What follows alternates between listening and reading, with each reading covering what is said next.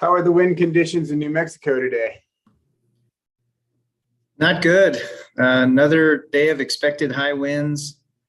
Wildfires are still growing, threatening new areas like Angel Fire.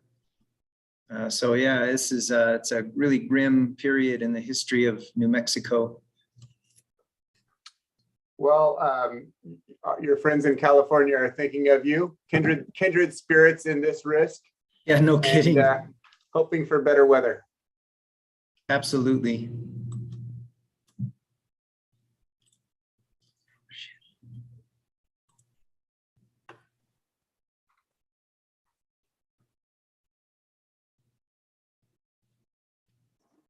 Good morning, everyone.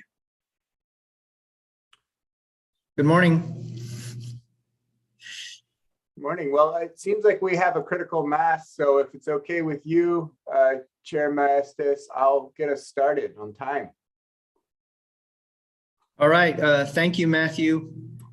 Welcome, everyone, to this New Mexico Public Regulation Commission pre-rulemaking stakeholder engagement workshop. I'm Joe Maestas, chairman of the Public Regulation Commission, and I just want to thank you for taking time out. I'd also like to thank GridWorks for their facilitation and assistance this morning in convening this pre-rulemaking workshop on behalf of our agency and all of you as key stakeholders. You know, through the course of the morning, we're going to hear from investor-owned utilities about their own Public Regulation Commission approved transportation electrification plans. And I want to tell you, based on my experience since being on the commission, it's quite challenging to implement such a consequential program as transportation electrification based on statute only. And so that's why it's so important that we move forward with this rulemaking. And we found great success in convening more informal forums like this to facilitate a greater exchange of ideas, which I think will help us make for a better rule. So this is an exciting time in a growing sector, and we're compelled to hear from additional experts about electrification or EV infrastructure plans and market growth, which is obviously a big question given everything that's going on globally. But based on today's significant level of interest, the Public Regulation Commission, in concert with GridWorks, is planning a summit outside of this rulemaking. The summit is scheduled for June 9th via Zoom to explore transportation electrification goals nationally. And we expect to hear from federal experts on many levels regarding federal funding and the EV market. So today and in June, we'll learn from the New Mexico Department of Transportation plans to work with utilities and rural electric cooperatives to develop EV charging infrastructure around our state. There's a significant stimulus of federal funds with the feds, I believe, expecting a statewide plan by August 1st. So again, in closing, I want to thank you for joining us this morning as we hear from all of you, key stakeholders in this pre-rulemaking process, and also to deliver some welcoming remarks is someone I've known for quite a while, Cabinet Secretary Sarah Catrell Propst. She's Secretary of New Mexico Energy, Minerals, and Natural Resources Department. Secretary Propst was appointed by the New Mexico State Governor Michelle Lujan Grisham to serve as Cabinet Secretary in January of 2019. From 2012 to 2018, she served as Executive Director of Interwest Energy Alliance, a nonprofit association that represents the nation's leading companies in the renewable energy industry, bringing them together with non-governmental organizations in the West. She also worked as a research fellow for the Pew Center on Global Climate Change in Arlington, Virginia. So, ladies and gentlemen, I give you Cabinet Secretary Sarah Catrell Propst. Welcome. Good morning, Chair Maestas. Thank you so much, and commissioners and colleagues and friends who are participating in the meeting. I really appreciate the opportunity to represent the administration at the top of this really important convening that the PRC has brought together. So our department, the Energy, Minerals, and Natural Resources Department, supports transportation electrification in New Mexico in a variety of ways, primarily led by our Energy Conservation and Management Division, which is one of our 5 public-facing divisions. And we support the build out of electric vehicle infrastructure and adoption through our policy work, but also in my capacity as the co-chair of the Governor's Climate Change Task Force that I co-chair with Secretary Kenny from the Environment Department. So in 2017, a little bit of context, New Mexico joined with 7 other states, including Arizona, Colorado, Idaho, Montana, Nevada, Utah, and Wyoming, and signed a memorandum of understanding to form what's called the Regional Electric Vehicle Plan for the West. And we shorthand that, we call it Rev West, to provide a framework for creating Intermountain West electric vehicle corridors that'll make it possible to not have range anxiety on major corridors across the West, and have these transportation corridors. So the initiative includes developing best practices, coordinating EV charging station locations, and creating voluntary minimum standards. And it's been a very productive collaboration regionally. In addition, our Energy Conservation and Management Division attends weekly interagency planning meetings in New Mexico state government that the New Mexico Department of Transportation convenes. And I know you're going to hear from DOT a little bit later in the program, but that group is also focused on advancing EV projects and policies. And then we at our department also convene a bi-monthly stakeholder transportation working group, and we co-lead an interagency transportation decarbonization team to maintain regular statewide communication and provide technical assistance for alternative fuels and transportation, including EVs. So the information and data that we gather through those groups helps to develop future legislative transportation decarbonization policies and proposals. Our mission at the division level is to promote alternative fuel vehicles in the state, but also to follow the requirements of the Alternative Fuel Acquisition Act and compliance with the Federal Energy Policy Act. So a lot of collaboration, a lot of legal directives and constraints and opportunities that we participate in. And we have some really good results to share from our collaboration to show for ourselves, with more, I'm sure, on the way. We had 69 new publicly available charging stations installed in 2021 across New Mexico, and that brings the statewide total to 166. And here at the department, and other agencies are doing this too, but we're in the process of shifting MNERD's fleet towards hybrids and electric vehicles, and more on that coming soon. So Governor Lujan Grisham and the cabinet are really committed to reducing climate pollution from the transportation sector. And we know we can't do it alone. And that's why collaboration and events like this are so important.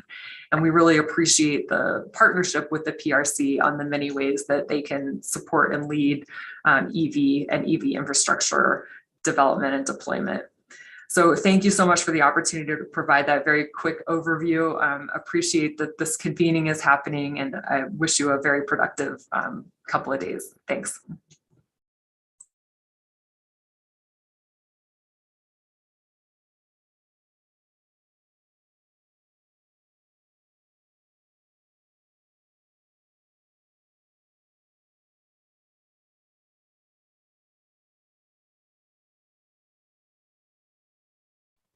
Apologies, my unmute button was hidden underneath 4 windows, one of those mornings. Great. So thank you, Chair Maestas and Secretary Catrell Propst for those words of introduction and welcome. A few logistical items here. Before we begin, we are currently recording, so please handle yourself accordingly. If you need to get my attention as we run the workshop this morning, please use the raise the hand function so that I can clearly see you. Please join us by camera during the discussions at least. It's nice to see your face. Please feel free to use the chat bar. And all workshop materials have been posted here at this web address, which was also included in the chat bar. So please feel free to go there and download the materials that are available. I'd like to invite those who plan to be active participants in this workshop to introduce yourself. We're interested in getting to know you and having you be an active voice in this important conversation. If you would like to introduce yourself, you plan to be an active participant here today, please go ahead and raise your hand. I'm going to call on you to introduce yourself. As you do, please provide your name. If you like, provide your preferred pronouns. Share what organization you're representing, if any. And to break the ice a little bit, complete the following sentence using a one-word adjective. Excuse me, complete the following sentence. My dream electric vehicle is. And so I'll model the introduction to get you started. My name is Matthew Tisdale. I'm Executive Director of GridWorks. My preferred pronouns are he and him. The organization is GridWorks. We're happy to be supporting the PRC in this effort. And my dream electric vehicle is a electric Boeing 737 that I can use to come and visit New Mexico soon. All right. I'm going to stop the screen share so I can see your faces for the introduction. Go ahead and raise your hand if you'd like to introduce yourself. While you're getting your hand up, I want to invite Mary Jane to introduce herself to get us started. Good morning. Thank you, Matthew. Good morning, everybody. My name is Mary Jane Parks, and I'm a US DOE solar innovator working with the New Mexico Public Regulation Commission on grid modernization issues, including transportation, electrification, and community solar. My pronouns are she and her. And my dream electric car is a converted Mazda Miata to electric. Good call. All right, next up, Margie, would you please introduce yourself? Good morning, I'm Margie Tatro. I'm part of the GridWorks team, part of the New Mexico contingent of the GridWorks team. My preferred pronouns are she and her. I have a past experience in mechanical engineering and many years of research at Sandia Laboratories. My dream electric vehicle is the one that everybody can access. Great, thank you, Margie. Alaric, if I'm mispronouncing your name, set me straight and please go ahead. No worries. Good morning, everyone. My name is Alaric Babe. I'm with PNM. Yeah, so I manage the Customer Energy Solutions team, of which the TEP is a significant part. Let's see, my dream electric vehicle is a 1967 Volkswagen Westfalia camper van with a 200 kilowatt hour battery. Beautiful. Excellent. Thank you. And Commissioner Hall, good morning and welcome. Would you like to introduce yourself?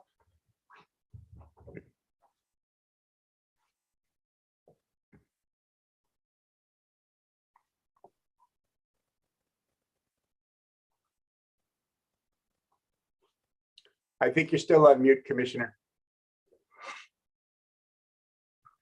Oh, there we go. Okay, how's that? Sorry. Okay. We're usually a lot faster at that part. Anyhow, I'm a commissioner at the New Mexico Public Regulation Commission. I'm the vice chair. My pronouns are she and her. And my dream car, I don't know how much I'll participate in this workshop, but I just wanted to tell you what my dream car is, which is a car that can charge as fast as we can pump gasoline. And maybe has a 1,000-mile range too. All right, good morning and thank you, Cynthia. Let's see, next hand I saw was Phillip Simpson. Yes, hi, my name is Phillip Simpson. My preferred pronouns are he and him. I'm a frequent intervener in El Paso Electric cases, including the recent electrification plan case. I have a background in both engineering and economics. And I guess my dream EV, I have a Tesla Model Y and I just love it. I would prefer it to have 600-mile range and be available for $30,000 would be perfect. All right, very good. Thank you, Phillip. Next, Angie Rodriguez, good morning. Good morning. Good morning, everyone. My name is Angie Rodriguez, and I'm a supervisor of electrification of transportation at El Paso Electric. I'm also serving on the national board of the National Electric Vehicle Auto Association and on the local Rio Grande Electric Auto Association. My favorite electric vehicle is Tesla Model 3 standard range, which I've been lucky to drive for the last 3 years, and it has been a great experience. So if any of you would like a test drive one day, please reach out to me and I'll be happy to share with you this amazing experience. Good. Thank you, Angie. Good morning, Amber Baker. Would you go next, please? Good morning. My name is Amber Baker. I am, my preferred pronouns are she and her. I am an attorney for El Paso Electric Company. And my dream electrical vehicle, I guess, is the one that is accompanied with a chauffeur because I hate driving. So. Very good. All right. Thank you, Amber. Deborah Kapoloff. Good morning, Deborah. Hi, good morning. My name is Deborah Kapoloff. I use she, her pronouns. I'm a transportation electrification policy analyst at Western Resource Advocates. And my dream EV is a Subaru Crosstrek, but electrified. So waiting on Subaru for that one. Very good. Thank you, Deborah. Good morning, Tammy. Good morning, everybody. Tammy Feeblecorn, she, her. I'm with Southwest Energy Efficiency Project, or SWEEP. We are one of the groups that brought you the TEP legislation. My dream car is the car I drive now, which is a Nissan Leaf. It's amazing, cheap, and easy to use. So. Great. Thank you, Tammy. Aaron Kressig. Good morning, Aaron. Morning, Matthew. My name is Aaron Kressig. I'm the Transportation Electrification Manager for Western Resource Advocates. And I think my dream EV would be the Rivian truck. Great. Thank you, Aaron. Christopher Dunn. Good morning. Good morning. Yeah. Christopher Dunn with the New Mexico Public Regulation Commission. I'm an economist with PRC. I can be addressed with he or him, and not too sure on the dream car, so I'm going to go with the same route as somebody else, and with the older vehicle, maybe a Honda CRX, or Honda could bring back the CRX as an electric version. So, great, thank you, Christopher. Good morning, Kara. Kara Lynch. Good morning. I'm returning Kara, your audio is very faint. We can't hear you now. Why don't you move on to someone else? Okay, we'll come back to you. Thank you. Claudia, good morning. Good morning. My name is Claudia Borchert. I apologize. I'm going to stay off video because I'm at a place with limited bandwidth. Can you guys hear me okay? We hear you clearly. Thank you, Claudia. Great. So I work for the New Mexico Environment Department. I'm the climate change policy coordinator with them. I really appreciate everyone coming together here for this very important effort. I use she, her pronouns, and I'm going to second Alaric's favorite EV, which is I want the VW van, that electric VW van that I can go cruise around our wonderful Western, beautiful spaces with. Great. Thank you, Claudia. Good morning, Kevin Getko. Hi there. Yeah, my name's Kevin Gedko. I go by he and him, and I work for the New Mexico Attorney General's office. I guess my dream electrical vehicle is one that somehow motivates whoever has the power to eliminate the huge parking lot across from the roundhouse and turn it into a beautiful park under the pine trees. Great. Thank you, Kevin. Carrie Olson, good morning. Good morning. My name is Carrie Olson. I'm outside counsel for El Paso Electric Company. I'm at a law firm here in Santa Fe called Montgomery and Andrews. My preferred pronouns are she and her. And and I'm primarily here today to support Angie Rodriguez, our expert on electrification transportation. And my dream electric vehicle is one that's available. We've been searching for electric vehicles and looking, but very hard to come by. So hoping the supply chain issues and all the barriers to production of electric vehicles are eliminated soon and they become more accessible to people. Great, thank you, Carrie. Scott Dunbar, good morning. Hey, good morning. Apologies for keeping my video off. I'm feeling a little under the weather. But my name is Scott Dunbar. I'm an attorney with Keys and Fox, and I am outside counsel for ChargePoint. Participated in all 3 of the TEPs and appreciate the commission convening us today.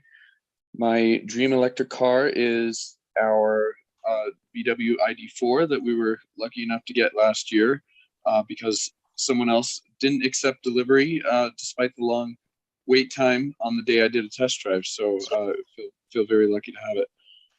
Great, thank you, Scott. Brian Buffington, good morning, Brian. Good morning. My name is Brian Buffington. I'm in the regulatory department here at P&M. I support our regulatory components of our electric vehicle program, amongst other things. And, you know, I didn't really think I had a dream electric vehicle car. Cars aren't really my thing, but, you know, I think Alaric made a good case. So I think I'm on board. So I'll go with that one. Great. Thank you, Brian. Sarah, good morning. Good to see you. Hey, good morning. My name is Sarah Gerson. I'm an attorney at Earth Justice, and I'm here this morning on behalf of Prosperity Works. She, her pronouns, and I think nothing beats an electric bike on a protected bike lane. All right, very good. Alan Downs, good morning, Alan. Good morning. I'm Alan Downs. I'm an individual. I'm on my 3rd and 4th electric vehicles at the moment. I have a short-range Leaf and a longer-range Bolt.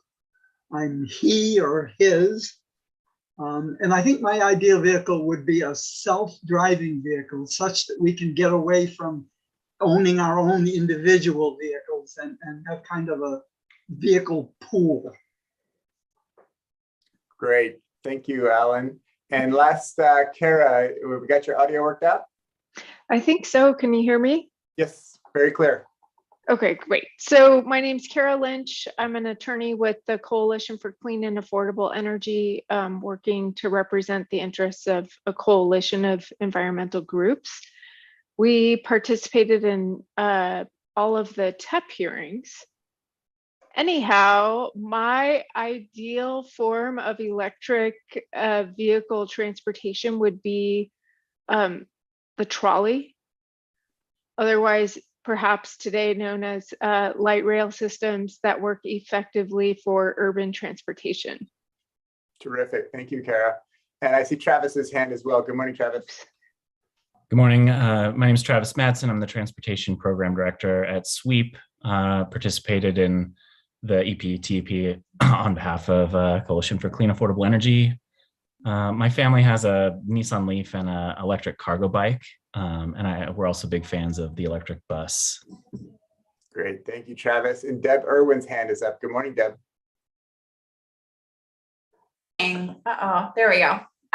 Sorry about that.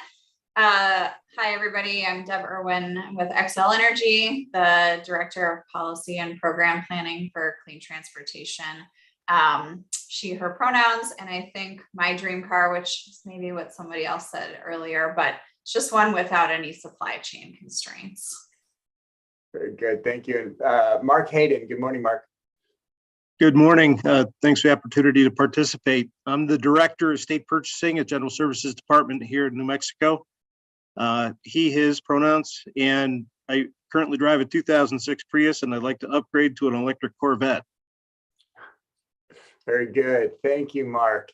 Okay, have we missed anyone who plans to be an active participant today and hasn't already introduced themselves? All right, I'm going to share the screen again so that we can quickly review the objectives of today's meeting. First is to understand current PRC adjudicated plans on transportation electrification and the statutes and utility implementation thereunder.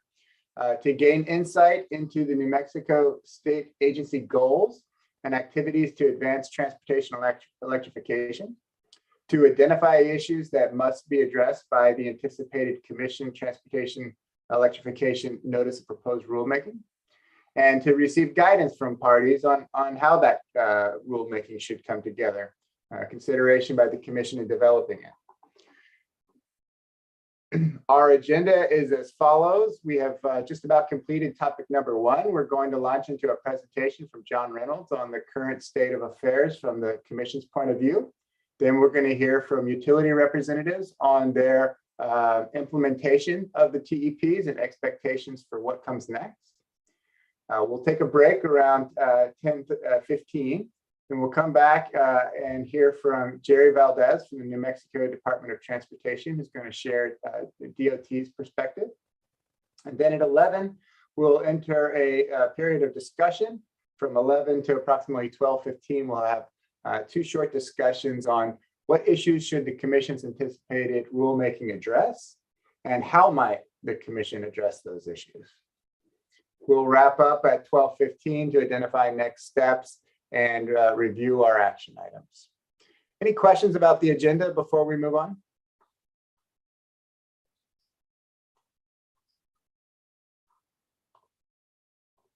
Okay, hearing none. I'm going to turn over the floor to Mr. Reynolds from the PRC. John, please, as you introduce yourself, let us know what your dream electric vehicle is. And would you like for me to run your slides, John, or would you prefer to do that? Good morning, everyone. Good morning, Matthew. If you could run the slides, I would appreciate that. Okay, give me just a moment. I'll get them going while you get started. While you bring it up, I'll introduce myself and answer your questions. I'm John Reynolds. I'm the Utility Division Director here at the PRC, and Utility Division staff is plays an advocacy role here at the Commission, and we participate in every case before the Commission as an advocate, and that's how we contribute to the process and hopefully help the Commission in coming to a balanced conclusion. And we did participate in the cases that we are discussing today. I do go by he and him, and at the risk of shocking some of you here who know me as a low-key, low-profile division director, my dream EV is a BMW motorcycle with a sidecar. And I don't care if it takes a half hour or an hour to charge, it'll give me time to contemplate the world around me. And so I'm getting ready to slow down in a couple of months after retirement. And so now you know what my plans are. So here we are. But thank you everyone for being here. It's a pleasure to be part of the kickoff to this rulemaking proceeding. The goal of this presentation is to provide the highlights of the TEPs, or the Transportation Electrification Plans that have been submitted by the investor-owned utilities, and to provide a high-level overview. And I'll try to point out some of the commonalities and some of the differences between the plans. So this is by no means meant to be a full deep dive. I mean, the utilities are here, and so not my intent to steal their thunder. And if there's any technical or any detailed questions about the plan, I think are best addressed to them. Now, before I go on, I'd like to acknowledge the Utility Division's role as I described before in these cases. This is one of these new mandates that the Commission is being engaged in. And speaking personally, I've been very gratified by how our staff has been engaged in this, not just because it's their job, but they're personally interested, engaged, and have done a lot of work to try to support the mandates and make recommendations that are supportive of where the state is going. So I do want to at least mention here Christopher Dunn, who's on the call, who's part of our staff, and Jonah Malden, fellow staffer who deserves all the credit for this presentation. He initiated a review of the 3 plans in a holistic way to try to compare them and track them. So I really appreciate what he's done. So when you look at this presentation, all the credit goes to him for how good it is, how clear it is, and how thoughtful he is about all this. So if you could go to the next slide, please, Matthew.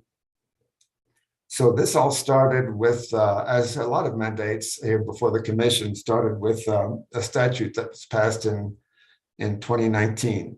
I'm not going to go over the details here. I think a lot of us are familiar with the themes, but it essentially launched the PRC's engagement in this process. I mean, the PRC, through its supervision of investor-owned utilities, or IOUs as we refer to them, as well as to a lesser extent, the rural electric cooperatives, would support the development of these programs.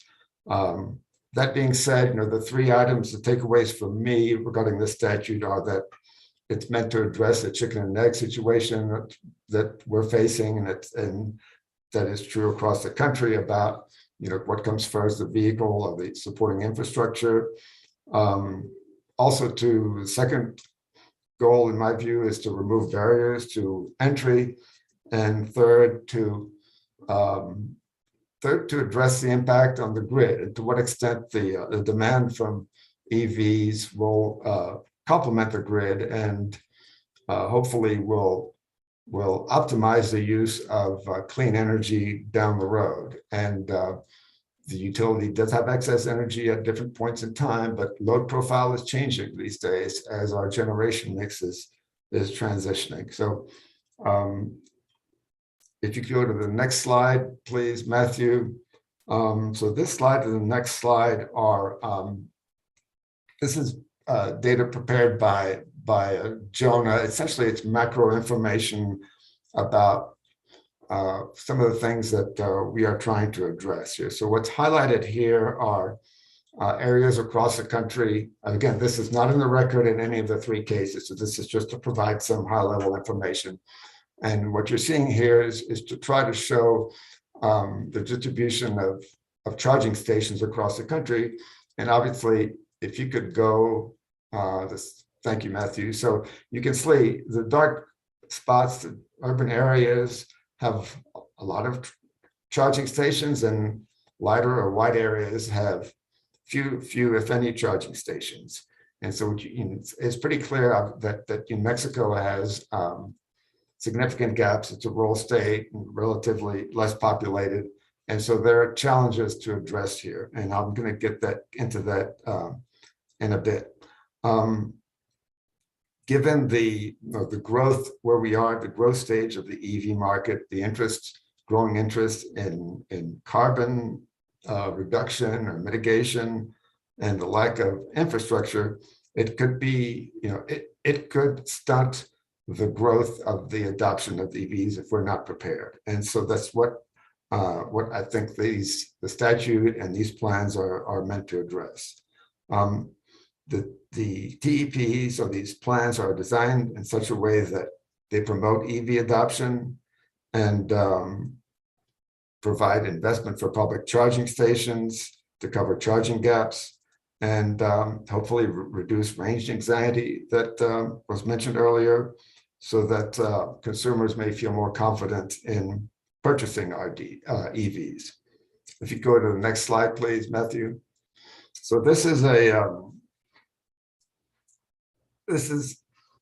meant to represent the adoption, the adoption of new technology and how it's led by early adopters, many of which are on this call today, and then followed by an early majority, a late majority, and laggards. And based on projections from analysts, in this case Bloomberg, they're projecting that 35% of new vehicle sales by 2040, which will mean adoption in the early majority phase of this so-called S-curve about emerging technology adoption. And so you can, so I'll let this speak for itself, and wanted to convey that this is, what we're trying to do is meant to support the growth of EV along this S-curve. Thank you, Matthew. Back to New Mexico. We regulate investor-owned utilities. We regulate their rate. They cannot charge a rate that is not approved by the commission. And the same is true for co-ops, but our oversight of investor-owned utilities is a significant role that we play to help move forward the adoption of electric vehicles. So the three, I think a lot of you are familiar with this, but I think it's worth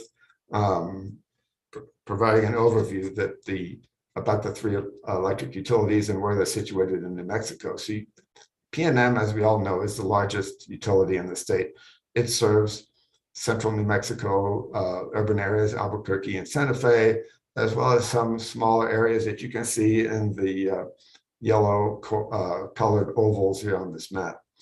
SBS, which is a subsidiary of Xcel Energy, which we call here at our end of this regulatory world, SPS is the acronym. And so they serve the east side of New Mexico. It's a different territory.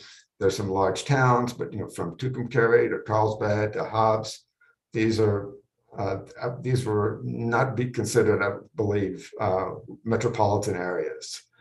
So it's a largely rural area that is dominated by significant industrial customers, primarily oil and gas exploration. And south of the state in Las Cruces and around Las Cruces, El Paso Electric Company serves that area. Las Cruces, I believe, being the third largest metropolitan area in the state, is a significant urban area. The El Paso is kind of a smaller version of a PNM, whereas SPS, as I was suggesting earlier, is rather unique utility with a relatively small residential load and a very significant commercial and industrial load. Okay, Matthew, next.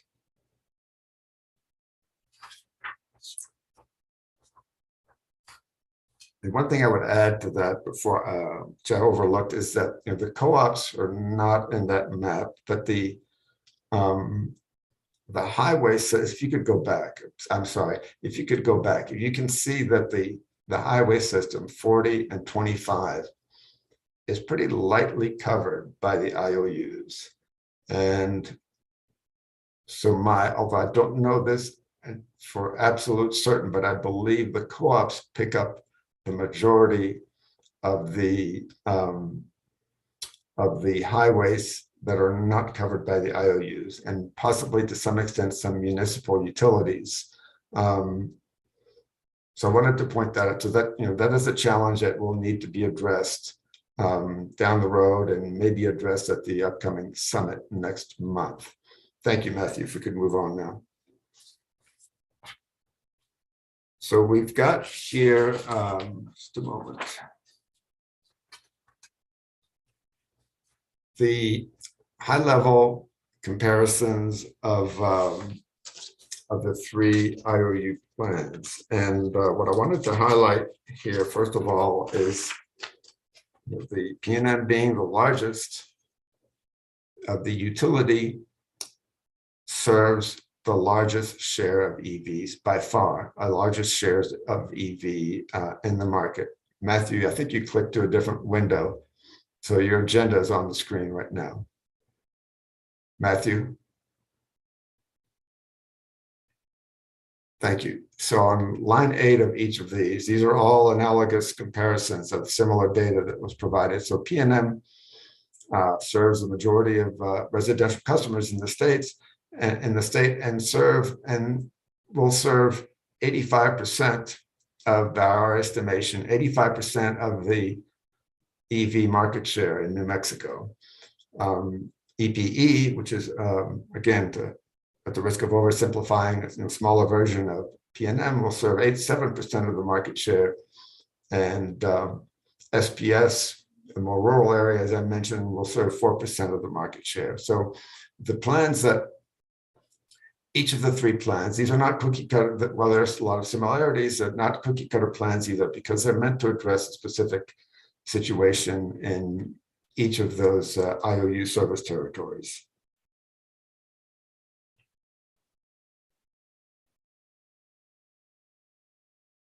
We can move on, Matthew. Thank you. So to address some of the commonalities among these three TEPs, they are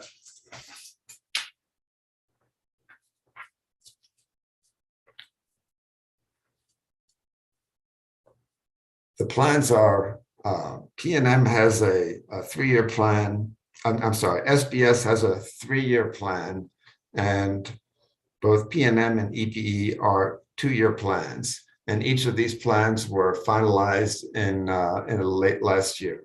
There are a few details with regard to the budgets and budget flexibility, and some of the other factors that you see here with respect to a lot of them focus, P&M and the EPE focus more on residential incentives, whereas SBS is more focused on public charging infrastructure, given their rural, the rural nature of their service territory. P&M, as far as commercial and community matters, P&M does include a public transit, significant public transit support program for electrification, while EPE has a more robust public fleet support program. And so many of those, some of those are very similar, but maybe the focus is slightly different. And community outreach, education across all three, obviously, as this is a new area. And the budget flexibility is to address some of the unknowns about how fast this will grow, and so that there is some flexibility going down the road. Thank you, Matthew. If you can go to the next one.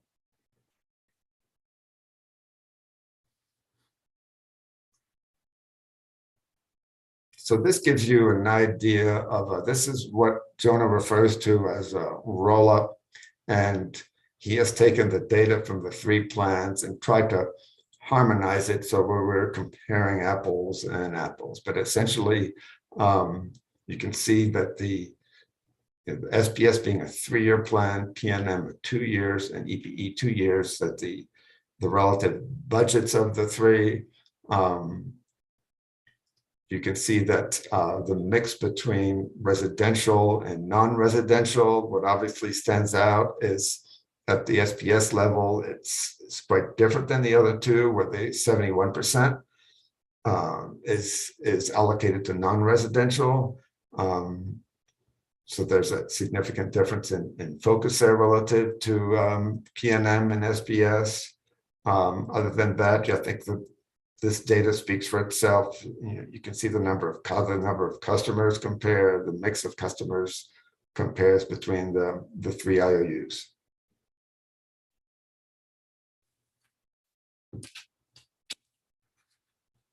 Thank you, Matthew.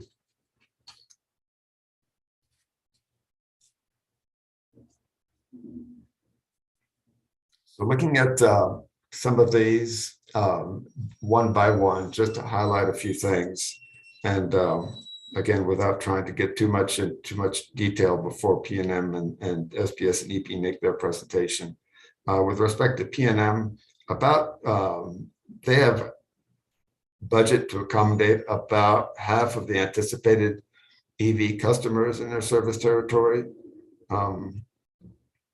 For a customer to participate in an EV program, P&M will install a smart charger at the residence. P&M is the only IOU to have a public transit support, as I mentioned, and they are expected to report quarterly going forward about the development of the program. If we could go on to SPS. SPS will provide annual reporting about the launch of their program. 70% of their budget is allocated to public charging. And you can see some of the other highlights for SPS that are again geared to the perceived needs of the community that they serve. Go on to EPE, please. Thank you.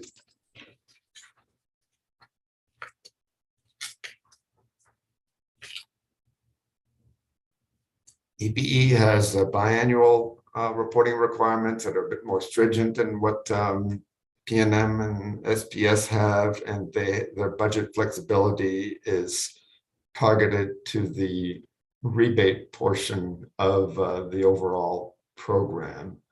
And I'll want to repeat what's there in the key takeaways, but those are the highlights for EPE. So if you could go on to the next one, please, Matthew.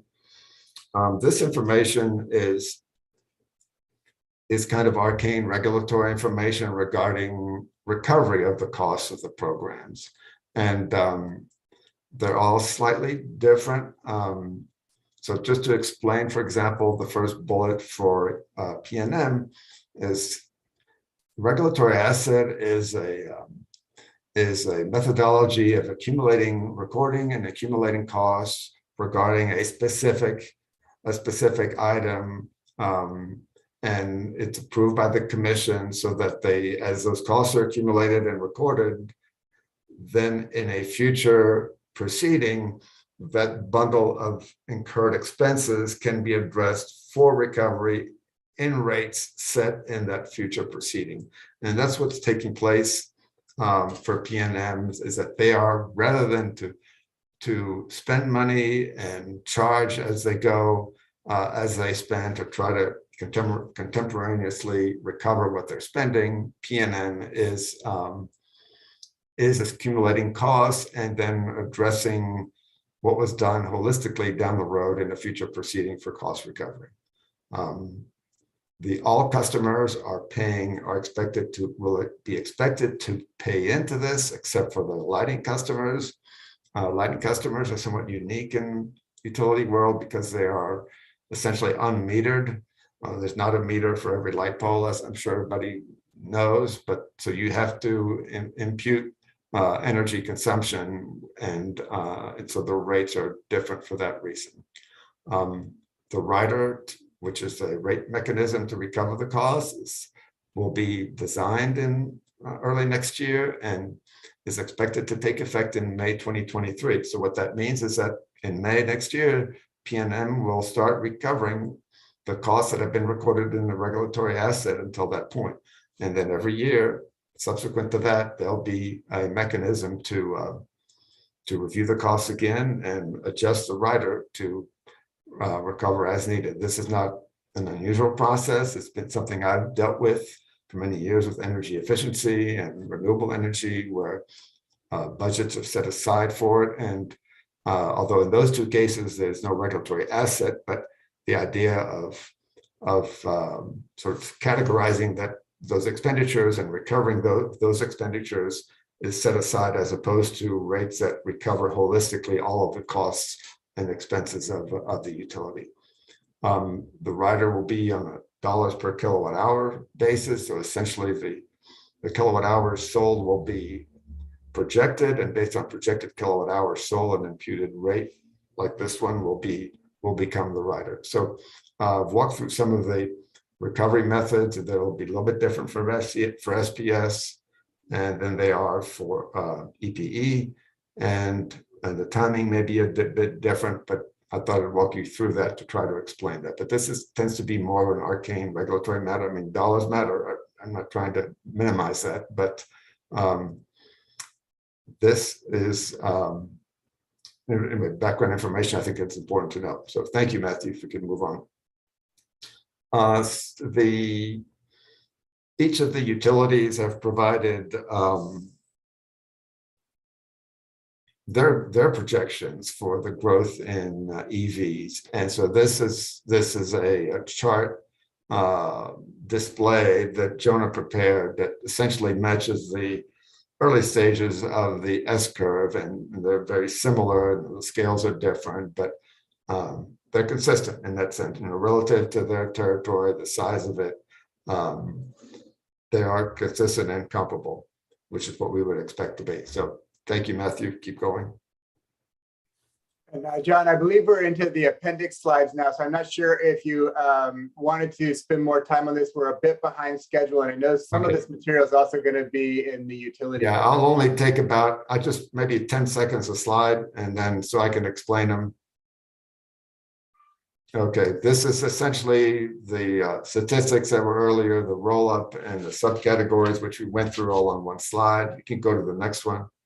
And because I don't want to forget low and moderate income thresholds, the statute does provide for to reasonably provide access to low and moderate income households, which are defined in the statute as 200% of federal poverty level. I've mentioned that in describing the programs that were approved by the commission, but they are there, and that element is there. There are goals to meet. Those will be addressed when reports are filed and when riders are set down the roads for cost recovery. So all this is not going to be ignored. So with that, is that my last slide, Matthew? I think it is. Questions? We are a bit behind, and thank you for your patience. Thanks for the very informative presentation, John. We are a little bit behind schedule, and some of the same material is going to be addressed by the utility presentation. So I'm going to put the utilities on notice that we appreciate you adjusting your presentation to keep us moving, and no need to re-repeat anything that John has just shared.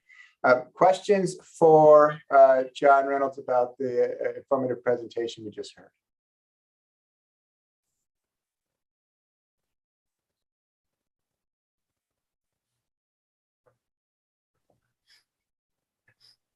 Great. This is material that hopefully you all have seen in past presentations or through the orders themselves. So hopefully we can move quickly here. Kara, go ahead. I'm sorry, I just had one question. From your perspective, Mr. Reynolds, do you think the TEPs went far enough? And where do you think the TEP should go in the next iteration?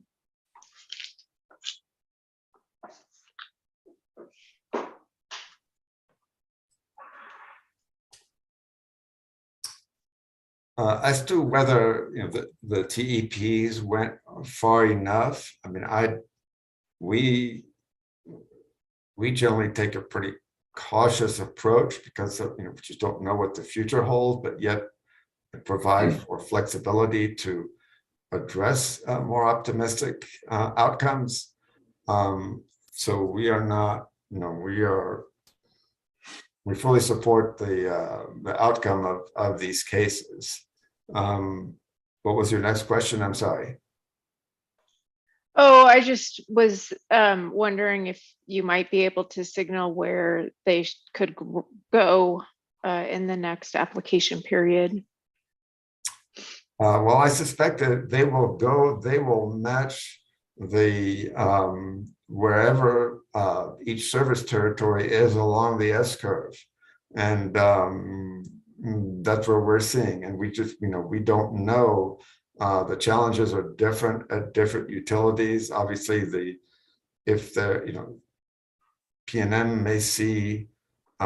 may end up further along the S-curve than, say, SPS, a more rural area. So I think that to have a single answer or a single approach for all three investor-owned utilities, I think is would make it easy for us, but I don't expect that to be the case. And I do think that down the road that cooperatives will need to be more engaged in this because they cover such a large portion of the surface area of the state. And so we expect that to be to have growing input from cooperatives going forward. I hope that's helpful. That's very helpful, John. Thank you. And I'll just remind folks that we have more than an hour set aside in the afternoon for follow-up questions and ideas on the theme of what should be in the next steps. Any other questions about the material that John included in his presentation before we move on? Okay, great. Hearing none, I'm going to invite P&M to take the mic. Would you like to advance your own slides, Alaric, or would you like for me to? No, you can go ahead and do that. Great. Perfect. Well, thanks everyone. I will make an effort to be well under my allotted time and keep this moving. Just to tee this up, most of the material I'm about to present here today was actually already shared with many of you through our first official stakeholder meeting that took place on April 25th. So we did invite a lot of people, both in person and virtually, our stakeholders in this process to go ahead and review some of this. So this is not news for most of you. You can go to the next slide. So just as a brief summary, and Mr. Reynolds did a great job summarizing some of this, so I won't spend a lot of time here, but I just want everyone to review the P&M TEP very quickly. I like to say that it stands on 4 pillars, those being infrastructure incentives for both residential and non-residential customers, EV-specific pilot rates designed to move the new load off peak, again, for both residential and non-residential customers, a very robust customer education and outreach program to educate customers on both the benefits of EVs as well as P&M programs. And then finally, what's really exciting to me and no one else is program administration. So that would include internal employees to help administer the program as well as third-party support. A brief note on the TEP itself as well as the timelines. We designed this with a very robust stakeholder process. I think we had over 30 stakeholders all throughout the design phase. And this was really designed in mind to meet the 6 goals outlined in the bill, House Bill 521. We filed our initial proposal on December 20th, 2020. We had the hearing at the commission the week of May 24th to the 27th. We received a recommended decision from the hearing examiner at the end of August of last year. And then there was a motion for rehearing. So we had the final order came out just before the holidays in December. And so we have been in the build out phase since we received that final order. We can go to the next slide. And again, thank you to Mr. Reynolds for teeing up the S-curve. That is one of my favorite topics to talk about. And just, I wanted to share this with everyone because I think it's really exciting. So we can see the early stages of that S-curve already taking shape in P&M service area. We were hovering around 0.5% for most of last decade. Right at the end there, around 2018 or so, when the Tesla Model 3 came out, is that little spike. But we were hovering for 3 or so years, right around the 1%. And then just in 2021, we started to hit that exponential and went from the 1%, and now we're almost at 5% of market share for electric vehicles. The green and the blue there are the battery electrics or the pure electric vehicles, and then the blue is the plug-in hybrid electric vehicles. So we can see there are some approximate numbers of total electric vehicles in P&M service area today. Again, our forecast is to hit around 7,800 EVs by the end of 2023. We can go to the next slide. So as far as program implementation, as I said, we got that approval just before the holidays, and we've been moving to implement all of the different columns of the program since that time. So as far as internal staff, again, mostly exciting to me. We have completed all the interviews. I've made at least one offer already, probably making another one today to successful candidates and starting the negotiations there. As soon as those employees are on board, they're going to become very heavily involved in making sure that the program rollout goes smoothly, as well as facilitating more robust communications with our customers. So I personally am really excited to have some people in the chairs because there's a lot of moving parts at this point. For third-party support, as those of you that were involved in the hearing know and in the build-out know, We are having some third-party administrators on board for this. They will be doing a number of things, including processing incentive payments to customers, getting the data acquisition from the charging infrastructure itself, doing some customer engagements and web platforms that we just don't have the internal expertise to do, with a sort of state-of-the-art way.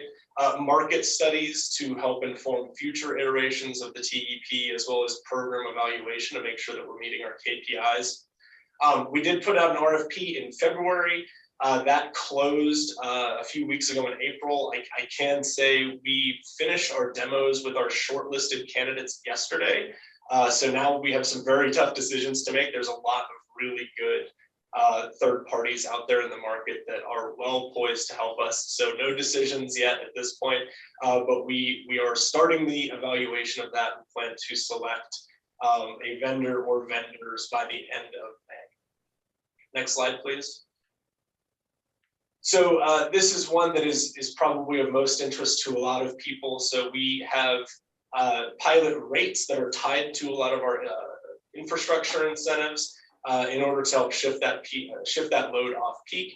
In order to do that, we do need interval cellular meters that do two things. They allow us to implement the time of use rates, and they also provide us with load research data that's going to help inform the rates over time. So there's as we mentioned a few times on the call today, from those of you that are still waiting to receive your vehicle, we are also no stranger to supply chain constraints.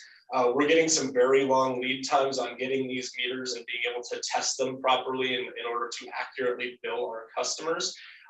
We are seeing a 2 to 3 times the wait time that was expected when we originally filed this program.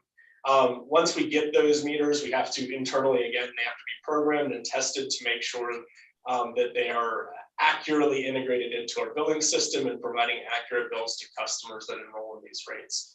At this point, this is the painful date for me. What we're seeing right now is an expected delivery date for these meters not until next February. Again, 2 to 3 times the lead time that we would expect. However, we're working on some mitigation efforts. One, we're working with the supplier to shorten those timeframes as much as possible. They've been really good to work with, but I would much rather under promise and over deliver than the other way around. So we're going to see what we can do. In the meantime, though, we're looking at 2 other ways so that we can meet our commitment of trying to roll this program out, or these rates and infrastructure incentives to customers this year. There's a couple of things on the table. One, we have the possibility of possibly using some refurbished cellular meters. That would be taking cellular meters that are being retired from the field, refurbishing them, and then using them for testing or possible deployment. That is very uncertain at this point. There's a lot of communications devices in them that may or may not be compatible with these efforts. And so we don't want to go too far down or waste anyone's time, nor do we want to put infrastructure in the field that we can't rely on. So we're working on that right now. I don't have a 100% answer there. We also have some multi-channel meters that are not necessarily going to provide us with that cellular connection, but they may provide us with some of the data. The problem with that is they require a manual probe of at least 5 minutes per meter to sit there and download the data manually. So of course, this becomes a manpower constraint and a time constraint on departments that are trying to read meters. So that's sort of our plan C, if you will. All of these are still on the table, and we're working to make sure we're meeting our commitments. We can move on to the next slide. So some of the other things, though, I mean, again, I like to be as transparent as possible, so I want to give you that, but that doesn't mean everything is stopping, far from it. So we are currently building out a website internally with information about the TEP. We have a lot of information on our website today. I'll make a shameless plug if you want to see me do some EV real talk.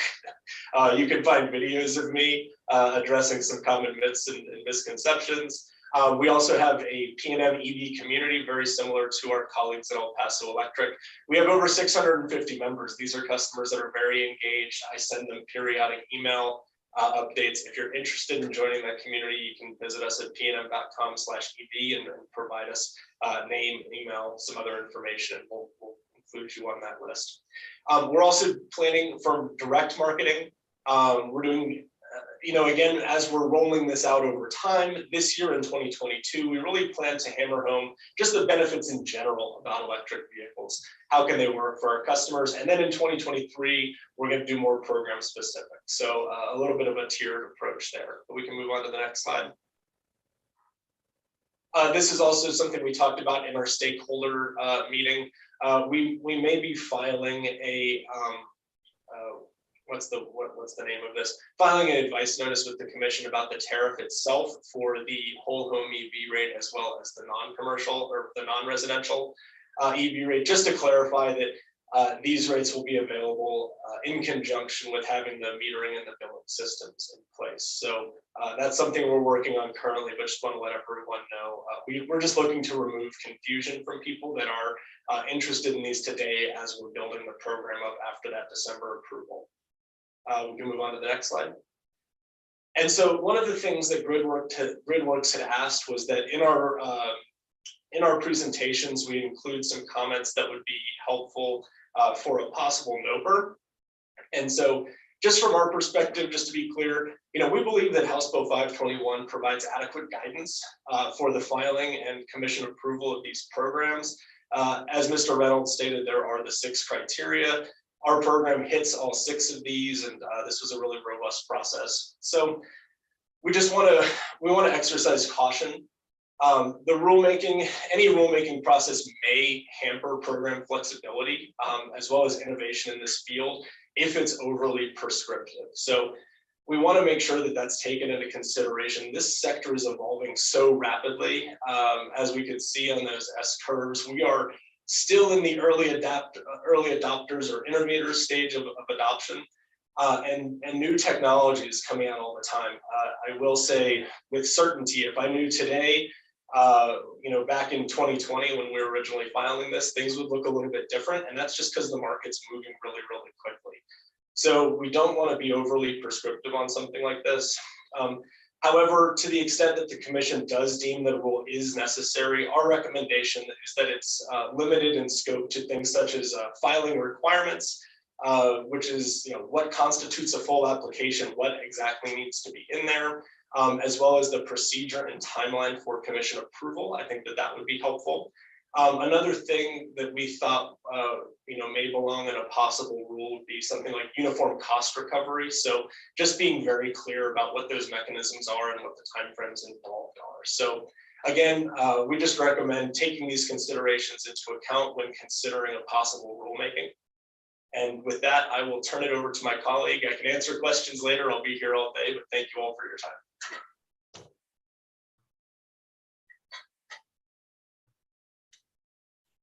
Matthew, you're on mute. Okay. Thank you, Alaric. Appreciate the presentation. Let's turn to SPS, and we will get through the next 2 presentations and have some time for questions for all the presenters together. Thanks, Matthew. Could you pull up my presentation? So I will attempt to maybe catch us up on time a little bit here too. So we included in the materials that are posted online a few background slides and things like that, but maybe we could just go start with like slide 7 here. Thanks. So you can go to the next one.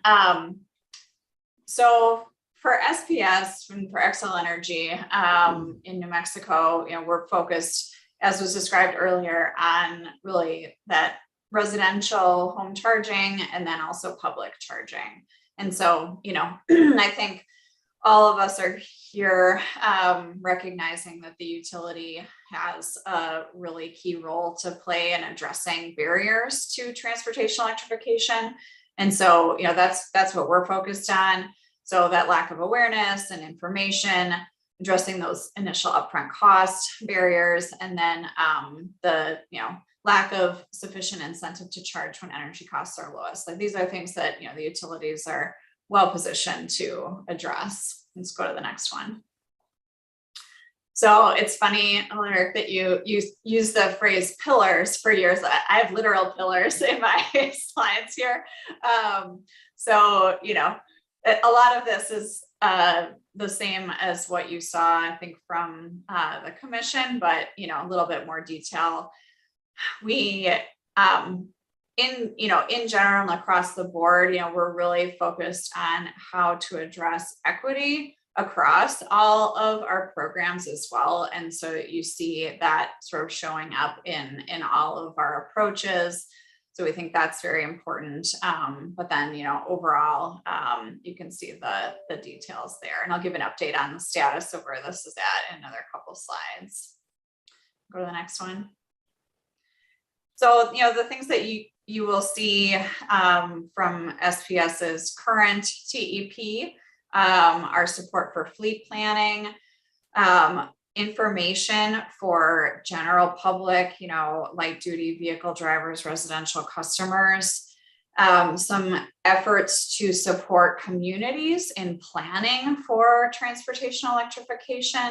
You know, that's something that I think utilities are really well suited to help communities think long term about what they need to do, you know, for both their own sort of local government fleets and that sort of thing, but also the broader community and trying to transition those broader communities.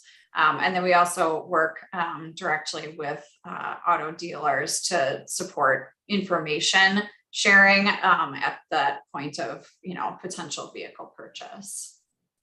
Go to the next one. So I just wanted to highlight and share a little bit more information about the managed charging program that we do have available.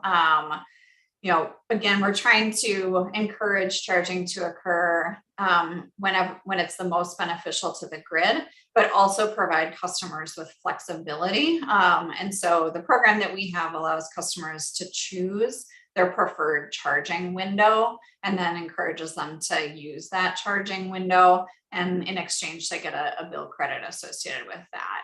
And so we're excited to be able to offer that to customers and think that it's a, you know, fairly straightforward way for customers to engage in managed charging in a way that doesn't seem complicated to them. Go to the next slide. This is just a little quick update on program status. So we did launch our TEP programs for SPS just this past March.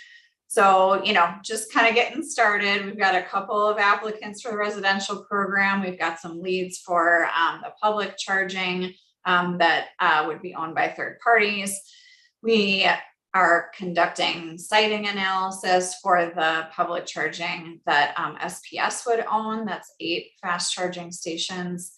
And then engaging in those advisory services actively as well.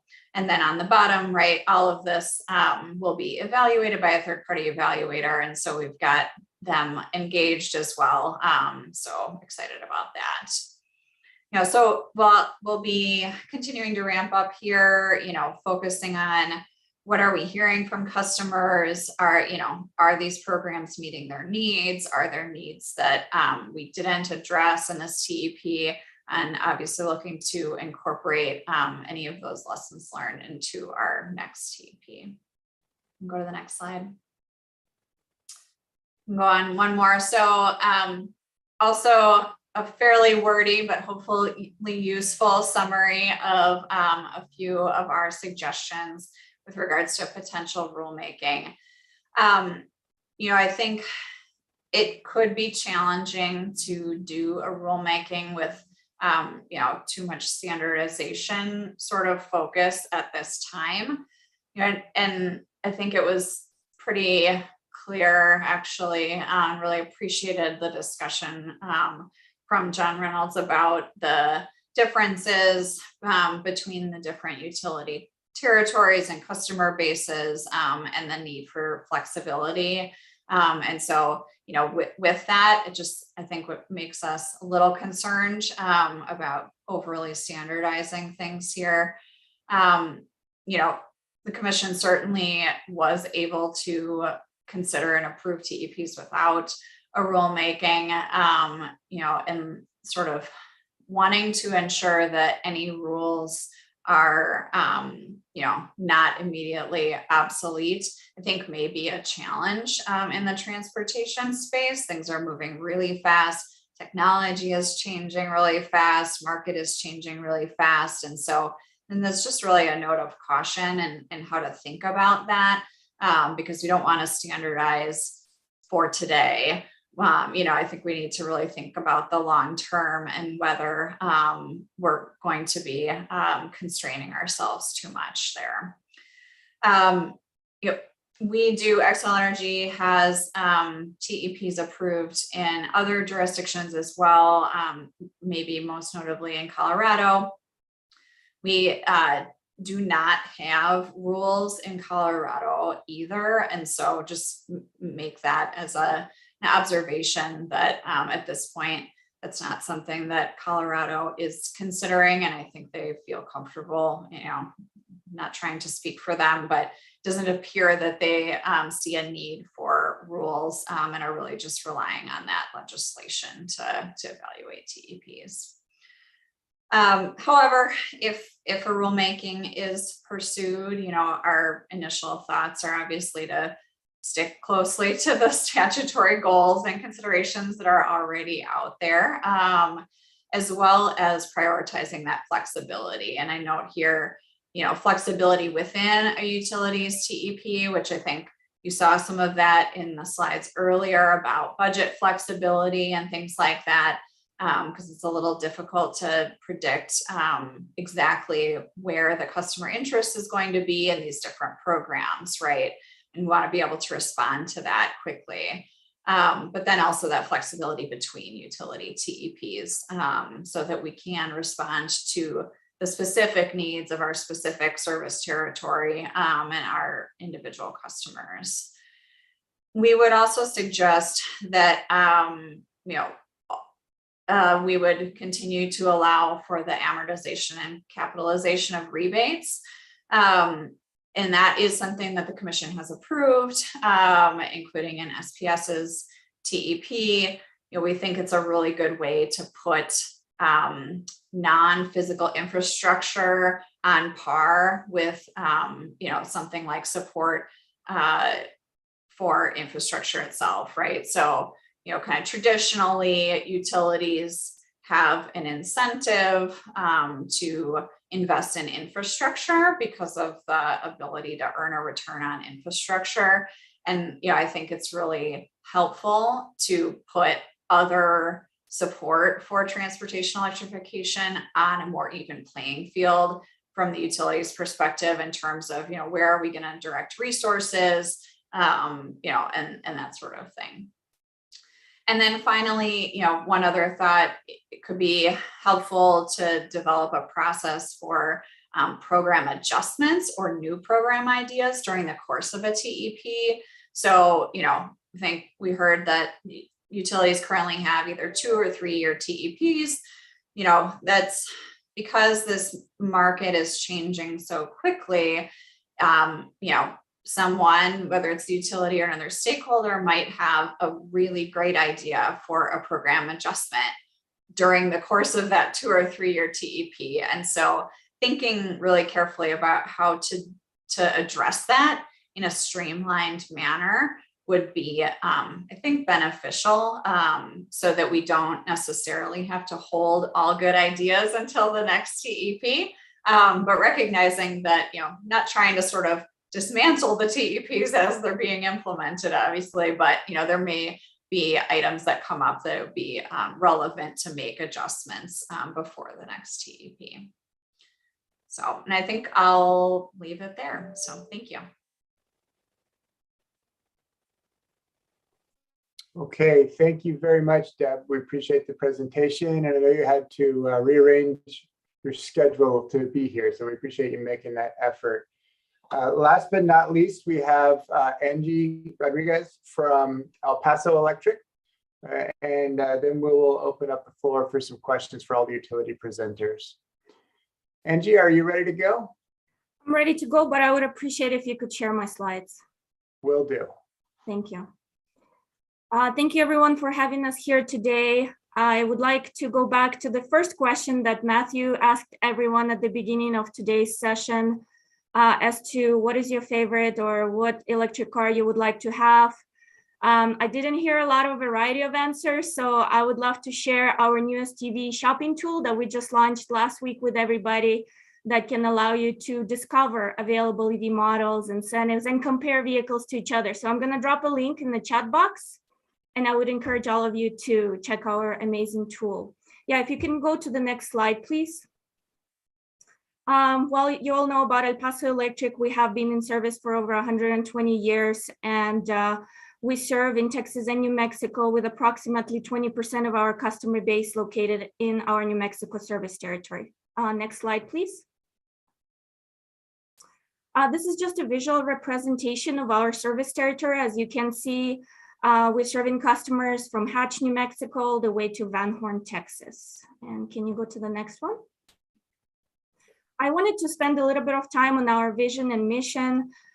We have been serving our customers for over 120 years, but we are focusing on transforming the energy landscape and powering growth, innovation, and economic vibrancy. And we see transportation electrification as a great example of how we're doing that. Can you move to the next slide, please? A little bit about our TEP objectives. I'm sure all of you online are familiar with the filing, but our TEP was focused primarily on supporting expansion of transportation electrification in our service territory.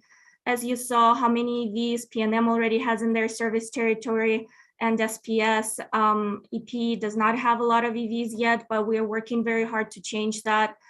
That's why we have a very robust customer education and outreach program, which I'll touch base on and give you a status update on the next few slides. We also offer rebates for smart charging stations, as well as installation, and we have some rate options that are designed to incentivize off-peak charging. Our total approved budget was $1.2 million, and we were able to launch these programs very early in the year on January 1st, making all of our programs available to our customers as soon as feasibly possible. Next slide, please. A little bit about our programs. I'm not going to spend too much time on it, but we have two programs for residential customers. One is a $500 rebate on a level 2 charging station. And for low-income customers, it's a rebate on the charging station and installation as well. Next slide. For our commercial customers, we have 4 different rebate programs. We have a program for workplace and public charging, for fleet customers, multi-unit dwellings such as apartment complexes, and we have a rebate for DC fast charging stations as well. Next slide. We also have 2 different rate options that are incentivizing off-peak charging. The first one that you see here requires an installation of a separate meter. And the second option is a whole house, a whole service EV rate that does not require a second meter. And our customers can apply for this rate rider by providing us with their registration, showing that their vehicle is located at the address where we serve them. Next slide. We also have a customer education and outreach program that is focused on education, marketing, and engagement initiatives.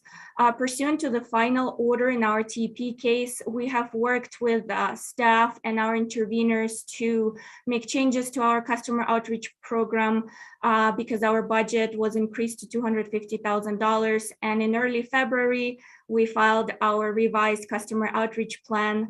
And we started implementing all of our programs right away, which I'll be happy to report to you all the status on the next couple of slides. Next slide. So this is just a brief summary of our programs and our total budget. You can move to the next slide, as I believe John Reynolds shared this already. A little bit of update on our programs. As I mentioned earlier, we were the first utility to launch it in New Mexico amongst other IOUs.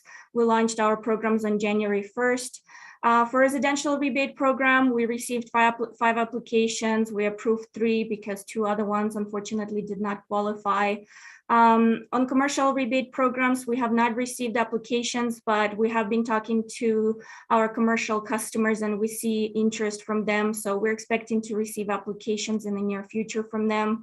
We also have applications and customers that are already taking advantage of our EV rate, as well as our whole house rate has received a lot of interest. As you can see, we have 17 applications from our customers, and we're moving forward with placing them on this rate rider.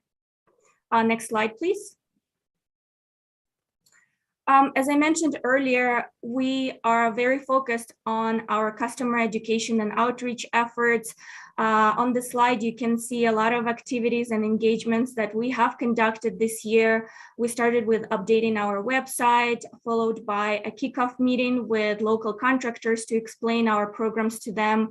Then we issued a newsletter to inform all of our customers about available programs.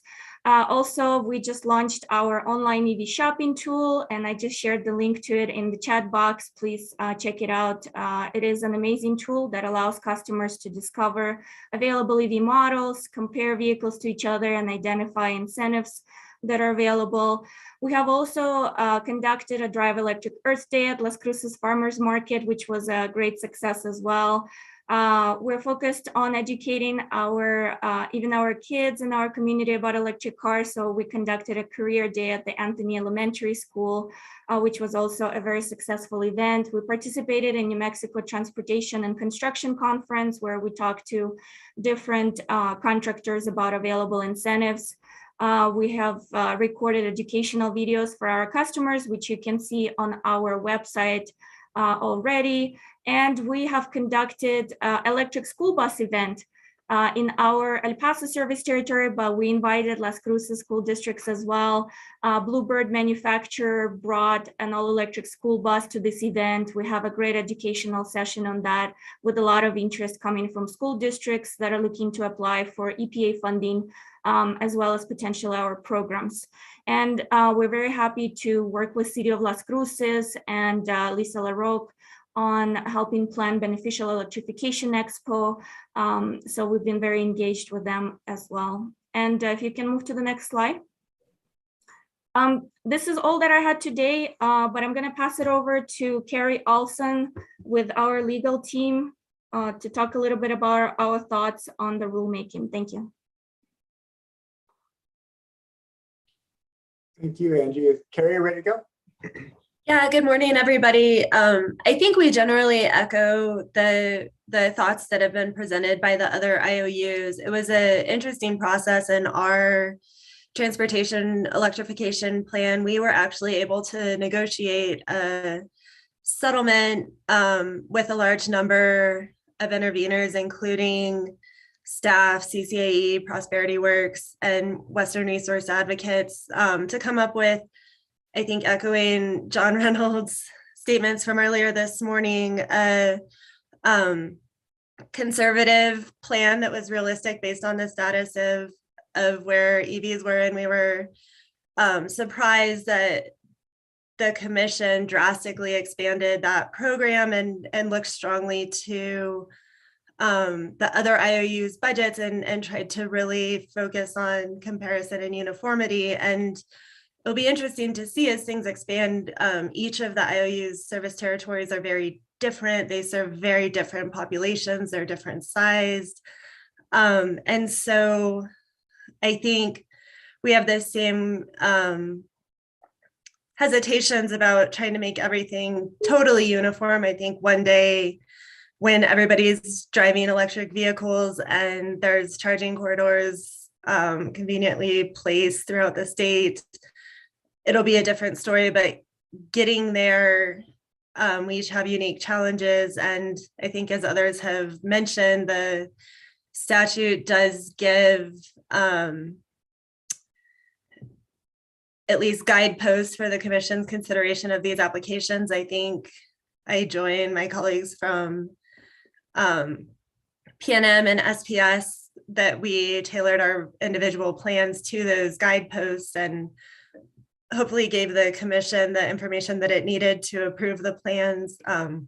We're really excited to have our plan in place and see how customers are responding to that. And we, similar to, I believe it's SPS and possibly PNM, have the stakeholder engagement commitments. I think we're getting ready to have our first stakeholder engagement meeting in the next couple of months where we'll report on initial data, solicit feedback on additional outreach we can do. I think, as everybody's mentioned so far, the customer education and availability of electric vehicles are major upfront barriers to getting people to make that transition. And so the company is working very hard on that in this initial TEP. And we'll also be getting ready to put together our next TEP shortly. So we look forward to participating in this process and giving feedback based on our experience and working closely with the stakeholders, particularly the ones in our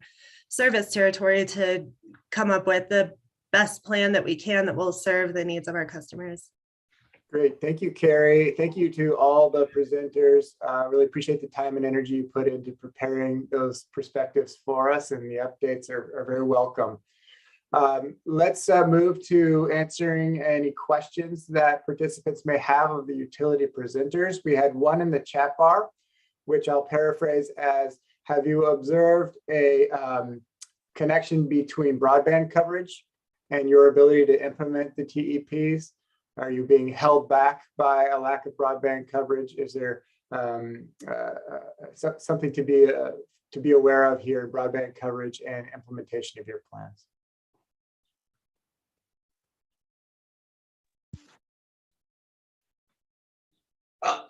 I'll jump in.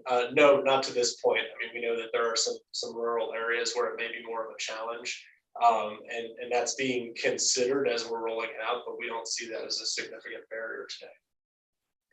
Thank you, there. Yeah, I would just say, I don't think we've noticed that as a specific barrier, but in a number of states that Xcel Energy operates in, I would say that if you looked at a map of where there is insufficient access to broadband and a map of where there is insufficient access to public charging, they're very similar. So that's just something that I think we've observed in general. And so that's something to maybe have in mind. Great. Thank you, Deb.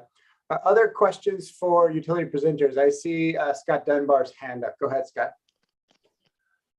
Thanks, Matt. If I may just comment briefly on that question, broadband is not required for many EV charging stations. It's my understanding that most public stations rely on cell networks and not broadband. So just wanted to point that out in case it's helpful.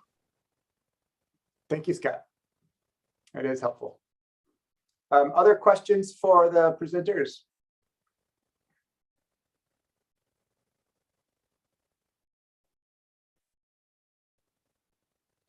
Okay, I had a professor in college who was fond of pointing out that there's a strong connection between the blood flow in your bottom and your top. We've been in our seats now for about an hour and a half, so perhaps if we take a 5-minute break, we'll get some more blood flow to our brains.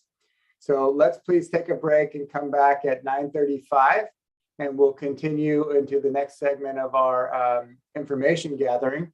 With a presentation from Mr. Valdez from New Mexico Department of Transportation, and some remarks from Mr. Hayden from also from the state, I believe, the purchasing division.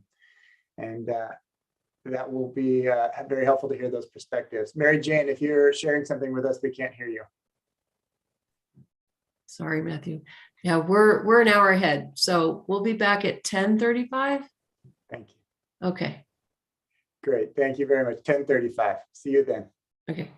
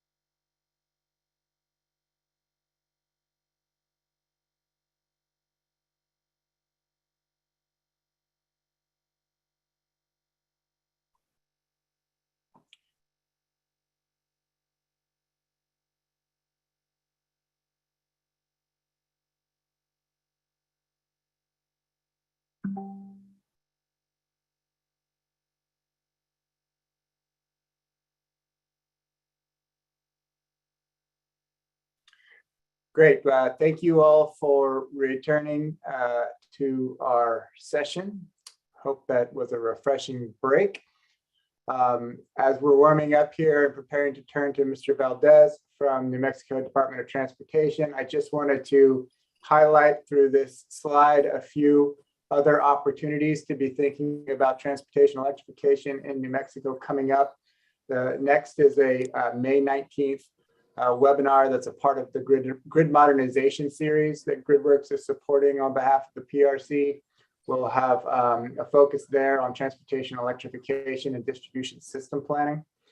And then on June 9th, as Chair Maestas alluded to earlier, we'll have Transportation Electrification Summit, where we begin to envision a broad roadmap for TE across New Mexico. That'll be at 9 o'clock. Both of these events can be explored. You can learn more about them, get the dates and times and so forth on the GridWorks website. Just click on gridworks.org and then events. You'll find that information. Great. Okay, we're very grateful to be joined this morning by Jerry Valdez from New Mexico Department of Transportation. Good morning, Jerry. Glad to have you. And I understand you're not going to be using some slides, so we'll just get those out of the way and follow you. Thank you so much, and thank you for having me this morning. The electrification adoption of EV vehicles has been on the forefront of the Department of Transportation, along with autonomous vehicle, connected vehicles has been something that we've been looking at as well. And it all plays into our strategy on how does the Department of Transportation fit into this national initiative. Well, it became pretty clear in November with the passing of the bipartisan infrastructure law that we are going to be the agency that is really tasked to work with stakeholders across multiple organizations to make sure that we are building a national network, contributing to the ability for individuals to traverse the nation in a way that removes the range anxiety, that gives individuals the confidence to be able to travel across this nation in a way that gives them the confidence to buy and adopt to electric vehicles.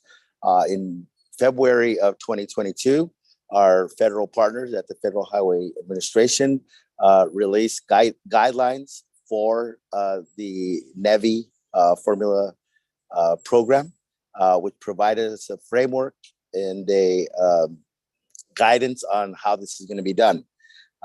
We've been working closely as a department with the newly formed Joint Office of Energy and Transportation to make sure that we are partners in this monumental opportunity to really partner with not only our federal partners at the federal level, but also with our local and private organizations across the state to make sure that we're working together to meet this demand and the goals of climate decarbonization. This week, they will be releasing additional guidance. Tomorrow, additional guidance will be coming out that will help us as we're developing our statewide implementation plan. Statewide implementation plans are due by August 1st. We're currently working to establish engagement with all relevant stakeholders, which include our energy partners, as well as the public and the contracting community, to make sure that we're getting a good picture on the needs of communities and energy providers. Although the intent of this bill was not to extend the power grid, it's becoming relatively clear, as you guys have been talking about today, that that's going to be a critical component and opportunity to overcome, is that the energy capacity is going to be necessary to meet the requirements of this expansion. Some of the guidelines required under the federal information is that the designated corridors that have been established in the state of New Mexico will have to have DC fast charging systems within 50 miles of one another. Those DC fast chargers will have to have a power supply of 600 kilowatts with 4 ports needing to handle a minimum of 150 kilowatts per charging port. And so in order to do that, as I'm talking to the experts around energy, that's going to be a heavy lift. When you're talking about rural New Mexico and energy capacity, that is something that we're extremely concerned about. So we're developing strategies around these designated corridors, and we are working with the joint office to determine if it makes sense to possibly de-designate areas that may struggle to meet these federal requirements. It doesn't mean that we will not look at these areas for EV charging stations, but the rigid nature of the guidelines requiring the 600 kilowatt capabilities is something that needs to be flexible for the state of New Mexico. And so by focusing and prioritizing on our interstates, which are approximately 1,000 center lane miles, we anticipate to need only 20 DC fast charging locations to meet the federal guidelines to be certified as compliant. And what is critical about getting that certification is that it will then allow us to use any additional funding, a much more discretionary, in a way that allows us to partner with communities, with our energy partners, to build out the additional gaps in a way that meets the unique needs of New Mexico. And the communication that we've received from the Joint Office of Energy and Transportation is that they are going to continue to work with each individual state to make sure that the needs of those states are met. And the unique nature of the ruralness of the Southwest is something that is going to be taken into consideration. The plan that will be submitted by August 1st will incorporate those opportunities, and it'll incorporate what we envision the need for New Mexicans to be able to utilize these funding sources in a way that meets our unique needs. The great news is that there is additional funding beyond the apportionment that was provided through the IIJ funding. The IIJ funding provides the state of New Mexico approximately $38 million over the life of the program, which is 5 years. However, there is an opportunity at the end of the program, and more guidance will be provided at the end of the year, to tap into additional grant opportunities with the $2.5 billion opportunity for local entities and states and communities to apply to help, again, continue to build upon the existing infrastructure. That plan that we submit will include all of the information that we view as critical in meeting the unique needs of our state. The plans will be reviewed and approved by the end of September.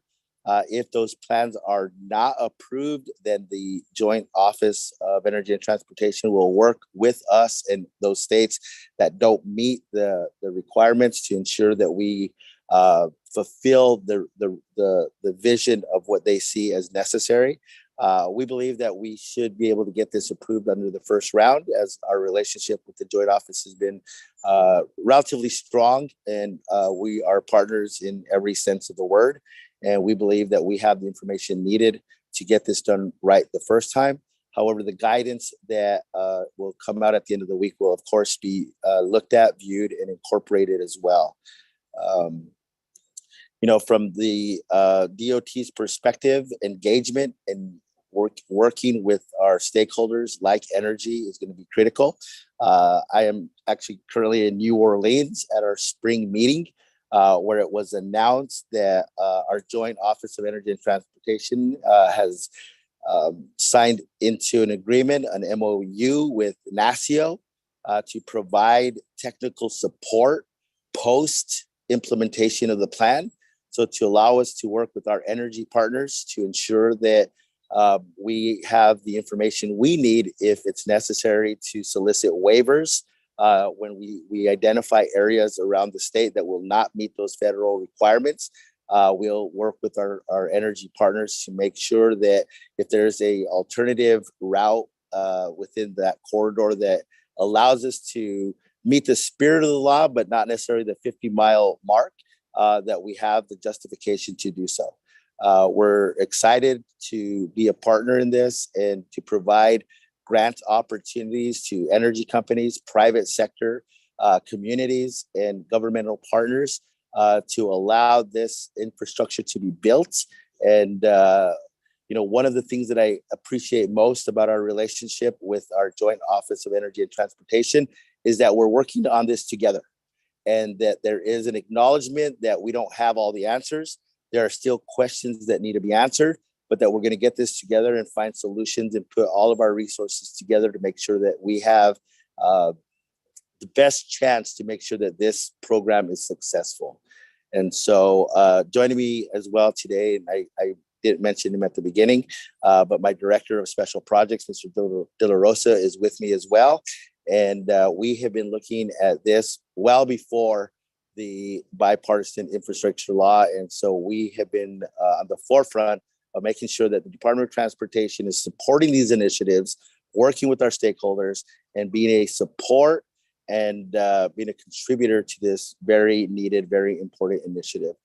So what we can do, both Joe and I, is stand for questions if there are any, and we're happy to help in any way for those organizations that have questions. We're happy to answer them today or moving forward. You'll be hearing from us about meetings that are coming up for engagement, not only with you, but for your communities and your friends and family as well.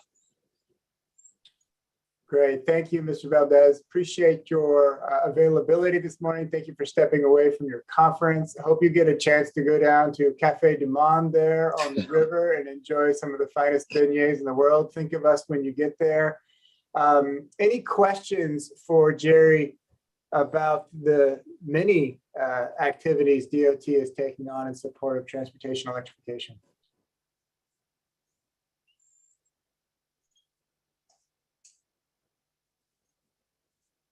I had a quick question for Jerry. Is there a map that identifies potential locations of DC fast charging stations, or are you working on a map? And if so, when will you be reaching out to us to discuss those locations? Yeah, and so we definitely are looking at existing and future condition, providing an analysis. We are engaged with a consultant currently, who we have actually deployed out into those areas along the alternative fuel corridors. And we are working every week with our consultant to identify potential locations that would meet those 50-mile marks. And what they're looking at is the private partnership opportunities that may exist, as well as the existing energy capacities that are in that area. And so that is something that we want to have done by the end of the middle to the middle part of June, to make sure that we have enough time to review it with our stakeholders. There's approximately 20 sites, and Mr. De La Rosa, correct me if I'm wrong, we are looking at 20 sites, and each site location within a mile of the interstates are being considered. So we're looking at accessibility to facilities, bathrooms, restaurants, private partnerships. We're looking at equity, reaching out to our tribal partners as well to make sure that they have a seat at the table in this discussion, as that is one of the intents of this bill, is to make sure that there's equity and inclusion. And so that should be ready within, I would say, the next 30 days, which will give us opportunities to review with our stakeholders before we submit the final plan. Great. Thank you very much. Commissioner Fishman, good morning. Welcome. Good morning. Thank you. Forgive me, I missed the first hour of the meeting, so this may have already been covered. But Jerry, could you describe the nature of the collaboration with utilities in terms of your agency, in terms of locating charging stations? How do you collaborate on who puts which funding puts which stations where? The funding, from a funding perspective, and when we're looking at the funding for utilities, is part of the installation and expansion is utility. And so what we're preparing to do through another consultant is have meetings in the middle of May with co-ops, as well as P&M to discuss those opportunities. When we've spoken with P&M, for example, the point was brought up is if you just go a mile down the road, you may have a better opportunity to connect to the energy capacity necessary to operate a 600 kilowatt station. And so when we're looking at those potential locations, we will be reaching out to the appropriate energy provider and engaging in those conversations about what's necessary. Again, the intent of the bill is not to extend the power grid, but it's going to be necessary. There's no way to get around the 50-mile requirements without building out energy capacity in those areas. There are going to be waivers that will be given in the cases where we could go down the road a few miles, and if there's an energy source that we can utilize that drastically reduces the cost to our agency to move it to another location. Those waivers will, in my understanding, be considered and approved based on a justification process. Okay, thank you. Great. Ramona Liver, see your hand up? Yeah, thank you, Mr. Valdez. Will there be a public participation project or process for especially the placement of the stations and when you release that initial map? Yes, thank you for that question. We will absolutely have a in-person and virtual meetings in the middle of June as well to get public input with regarding those locations. And because it will not be finalized, we want to hear the voice of our constituents. We want to hear what they're worried about. I've already been receiving calls about the Socorro area, right? The Bosque de Apache, and those dead spots that give people range anxiety. So we will absolutely be having public engagement meetings, both virtually and in person for those who can make it. And I think that's a critical nature of this bill, is to provide the public the opportunity to voice their concerns. One of the things about the program that I wanted to bring up is the reason that we're looking at these alternative fuel corridors as well is that if we have any funding at the end of the certification by the Joint Office of Energy and Transportation, we could use that money in ways that allow you, the energy companies, to identify areas for us where we can go into and partner to build out this network that is not, constricted to the guidance of the federal guidelines. And so that's where, when we're listening to the voice of our constituents, we're able to be flexible in where we put it, that don't necessarily meet the guidelines of the federal government. So our goal is to get as much of those federal dollars released to be able to utilize in a way that we can use discretionary grant funding to private, public, and governmental agencies across our state. And those first 20 will just be along the interstates in order to sort of release the federal funding, and then you'll look at building out more rural areas? That's absolutely correct. And so when we did our assessment of lane miles that are covered under the IIJ guidelines, currently, as the alternative fuel corridors stand today, there is approximately 1,997 center lane miles of interstate, I-10, I-40, and I-25. We have an additional 1,133 lane miles of US and state routes. That means that we would have to put EV DC fast charging 600 kilowatt, 4 ports, 150 kilowatt per port, every 50 miles on over 2,100 miles of lane miles in New Mexico. It's very preliminary, but the plan that we're submitting and that we have got a good indication that is possible is the priority of the federal government is to prioritize the interstate systems. Over 5 rounds of designation of alternative fuel corridors, we were never told that money was we didn't know about this funding.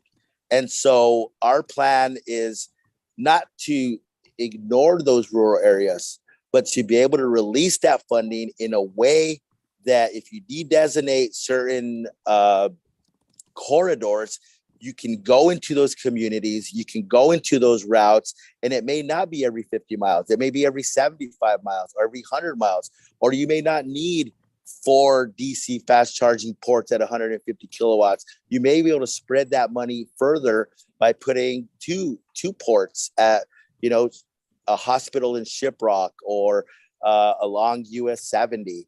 But I believe that New Mexicans know what's best for New Mexicans.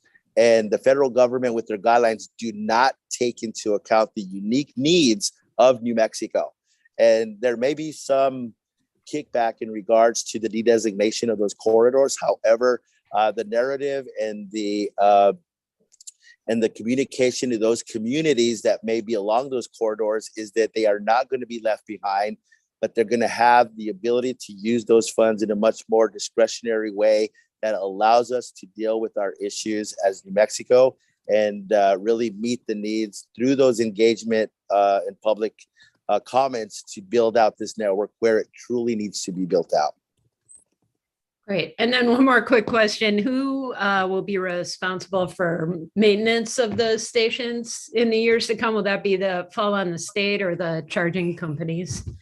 Well, and I can tell you that as an agency, I don't want to be in the EV charging business. This money is flowing through us. We're building out this infrastructure. But the great thing about this money is that we're able to engage in private and public partnerships, as well as collaborative agreements with other government entities. Performance partnerships can be established that provide funding for up to 5 years of operation and maintenance.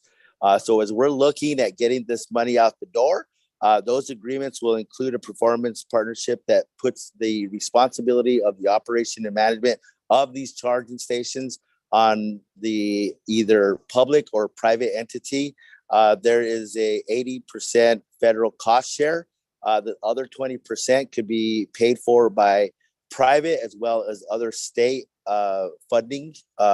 And so when we turn this over, we're turning it over to where it makes the most sense. And that's putting it into the hands of where those operators are, be it private or be it if it's a community along those corridors. We will be turning it over and establishing performance partnerships to ensure that those charging stations are up and that they are responsible for, and the cost of that operating and maintenance will be included in the grant process that we provide that funding source to the entities with. Thank you. Go ahead, Commissioner Fishman. Whoops, yes. One final question.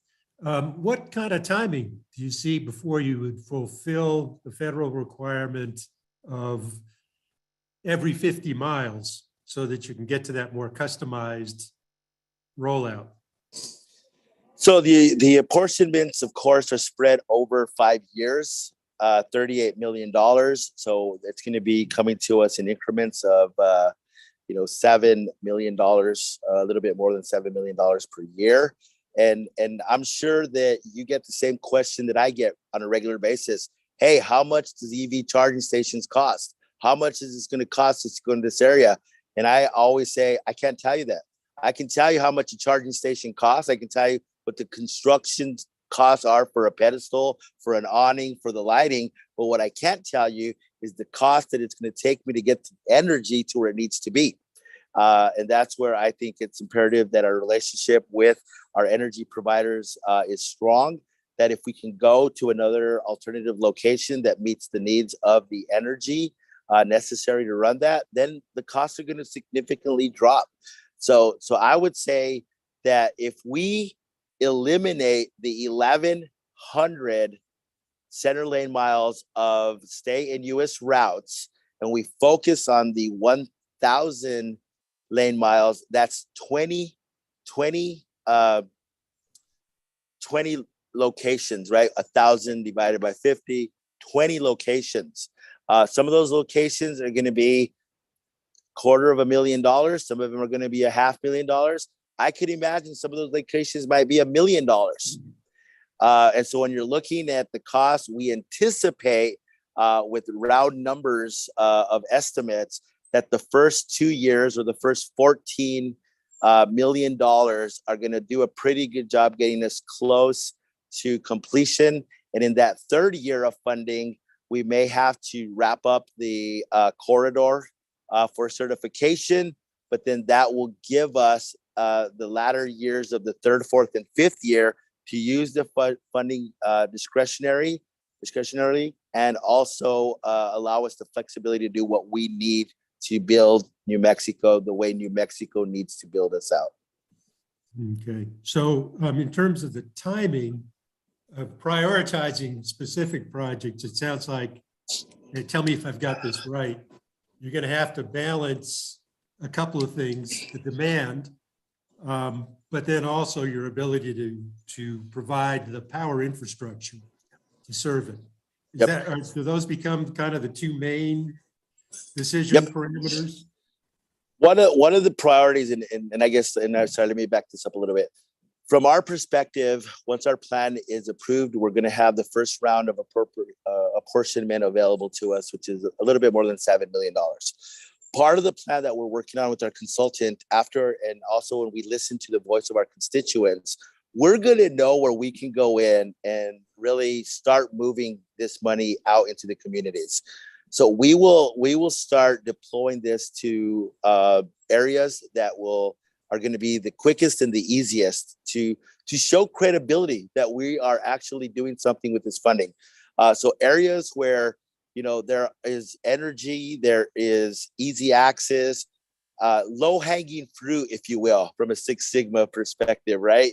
The low-hanging fruit in the first year is what we're going to look at, because one of the things is this is taxpayer dollars, and the public managing the expectation is critical for us as well. They're hearing it every day, the trillions of dollars that are being put out. And what we don't have the luxury to do is to wait and start doing infrastructure that's going to take 2 or 3 years. We want to get the infrastructure out that we know is going to help us, one, get the credibility that we're doing something. It will show the communities around the state. So that might be that we're scattered across different parts of the state, depending on the energy capacities. And then in the year 2, that will have bought us additional time to strategize and address those energy needs in areas that are going to be much more difficult to deal with. And it'll give our energy partners opportunities to, understand that this is where we need to be. And if we can't go there, we can work with our Joint Office of Energy and Transportation to either, one, get the waivers, or two, really have a honest conversation of the costs necessary to build those areas out.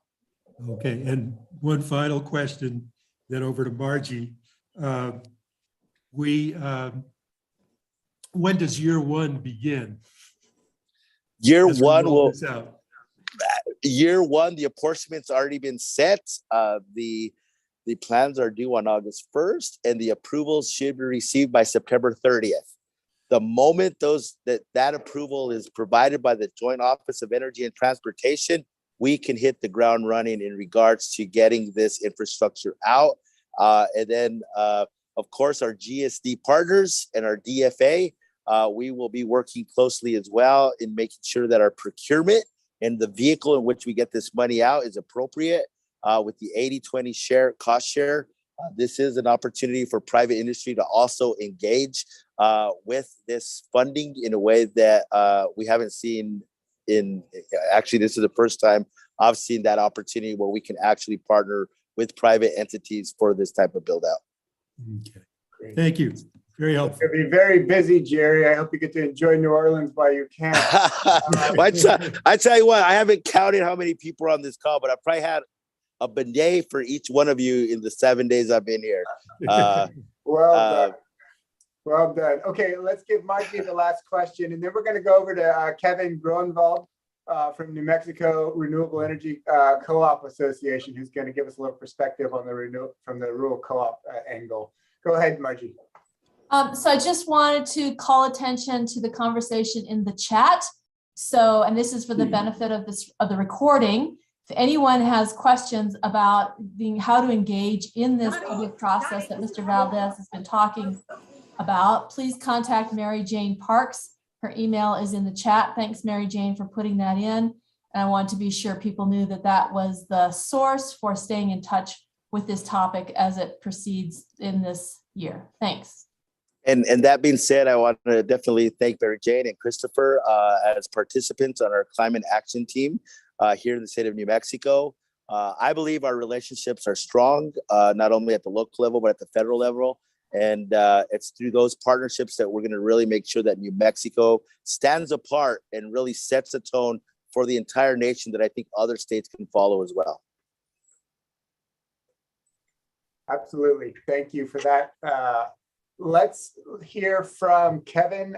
Kevin, I'm definitely butchering your last name, I think, Gronvold. Please share with us, if you can, an introduction of yourself and a few minutes on what you're observing among rural electric co-ops. Okay, thank you. Good morning, everyone. I'm Kevin Gronwald. I'm the CEO here at the New Mexico Rural Electric Cooperative Association. And just at a high level, we were successful in applying for some of the Volkswagen settlement money a couple of years ago. They're getting ready to start rolling that out. Of course, then the pandemic hit, and now we have run into supply chain issues of getting equipment. I believe we rolled out 4 stations so far, 1 in Carrizozo, 1 in Klein's Corners, and maybe 1 in Roswell, and I think 1 down in Otero Electric Co-op service area. And our strategy has been from the beginning of this, we think the biggest need is the rural areas more so than the urban and main corridors, simply because, for instance, if you got an EV and you come into a meeting in Albuquerque or Santa Fe, you can find charging to get home the same day. But you go have a meeting in Artesia or Lovington or Cloudcroft or down in Deming, you can't make a 1-day trip because there aren't the level 3 fast chargers around those places. So that's kind of been our focus. We believe that the two biggest focuses are not really deployment. Our 2 biggest focuses are number 1, education, number 2, rate design. We got to get those things right, or we're going to or frustrate, the use of EVs. We believe that 80 to 90% of the charging needs to be done at home at night off peak. And the fast chargers along the roadways is just to, reduce the range anxiety. So that's kind of what we're focusing. We know there's, a lot of funds out there. We're also, again, this is a rate design thing, at the level when you're charging, going down the road, 15, 20-minute stop to get recharged enough so you can get to where you're headed.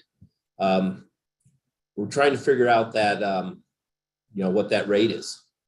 And I got some that have told us, you can essentially, if you only need like a 20 kW charge or kilowatt hour charge, you can charge, may need to be as much as $1 kilowatt hour, simply because these are going to be very high demand and low load factor installations, and we have to strategically locate these things, simply because for the fast chargers out there in the system, we're going to need probably 3-phase service. In a lot of our rural areas, they don't have that. It's all single phase design. So anyway, those are kind of at a high level the things we're looking at. We have, I believe, probably about 6 co-ops at least that already have an EV, and they give ride demonstrations to the members to start getting them comfortable with it. They seem to it's a combination of the Chevy Bolts and the Tesla Model 3s. People seem to be a whole lot more excited about the Tesla Model 3 than they are about the Chevy Bolt. But just, we see this as a load development opportunity. And again, like I said, that's assuming we can educate our membership that you need to plug it in and maybe set a timer so it doesn't go on till like 10 o'clock at night. And then it cycles off like by 5 or 6 o'clock in the morning to keep that load off peak. That at a high level, that's kind of where we're at.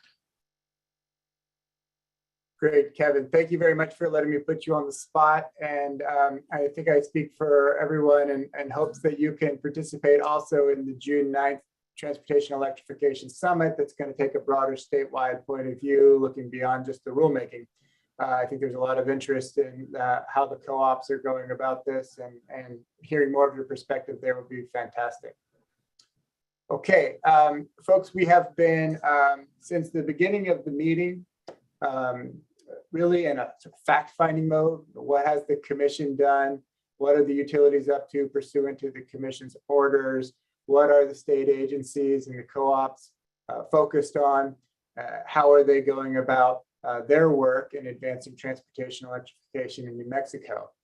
So we want to thank you all for the perspective and data and detail that you brought to the presentations and to sort of feed our conversation. Now, for the remaining hour and change, we want to really focus on completing some of the work of this meeting and guiding the commission in its thinking about what might be in a NOPR and what might the commission do about the issues that are included in that NOPR.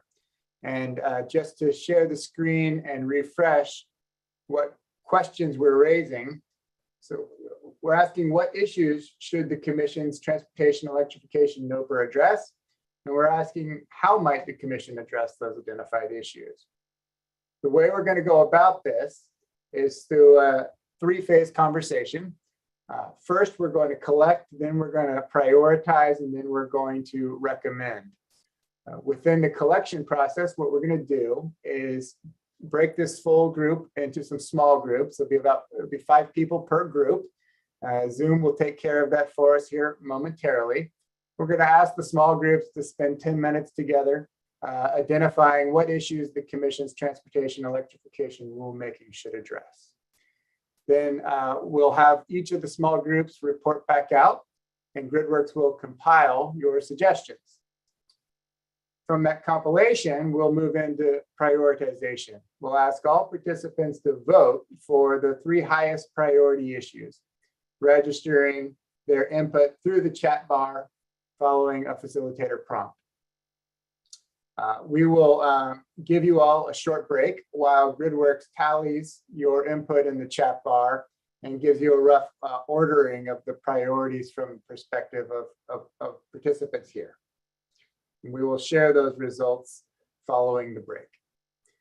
Then we'll move into the final phase of the conversation, a recommendation phase, where we will invite participants to offer recommendations to the full group conversation on how the commission might address identified issues.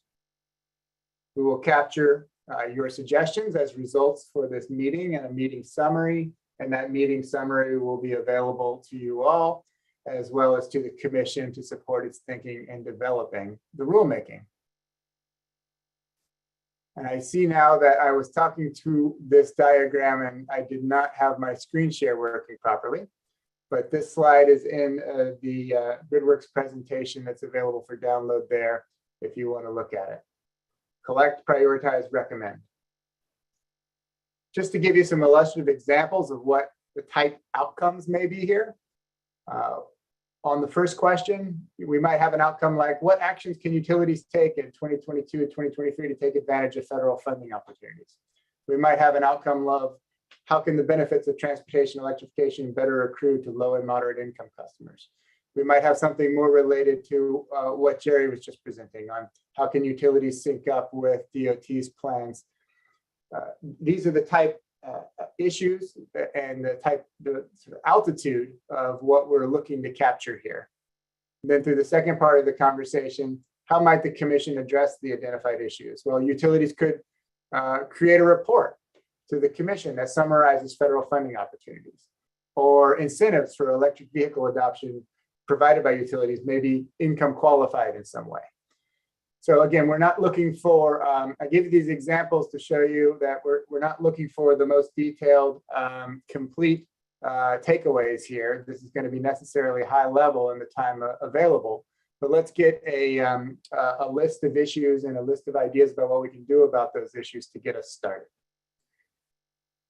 Let's see, Commissioner Maestas, I see that you have your hand up. Go ahead. Yes, before we break up into groups, I just wanted to quickly share I think a couple of issues that we had with the statute. I heard loud and clear that perhaps there may not be a need for a rule, but I wanted to counter that, that argument with just a few observations about perhaps the limitations of the statute. One of them is applicability. It wasn't explicit that the statute applies to electric investor-owned utilities. So we had to basically grant, for example, New Mexico Gas Company, kind of a waiver from the applicability of the statute. The other thing in the statute in that it says, you shall consider low to moderate income populations, but it doesn't quantify it, like, for example, the community solar statute, which calls for a 30% set aside on a per facility basis. And then the last thing is we're dealing with a very dynamic, changing market, but yet I think we haven't really mentioned the word pilot, but this is a pilot. And just like any pilot, for the purposes of refining future iterations of the pilot requires some measurement. And so I'd like the group to maybe think about that. How do we quantify the consideration of low to moderate income communities? And how can we come up with some applicable baseline metrics going forward as a means to, not to standardize it, but to measure it going forward? So I just wanted to share that before we break out into groups, Matt. That's very welcome guidance. Thank you, Chair Maestas. Okay, so I'm going to ask Isaac to break us into small groups. The first step you need to take in your small group is designate someone to take notes and report back.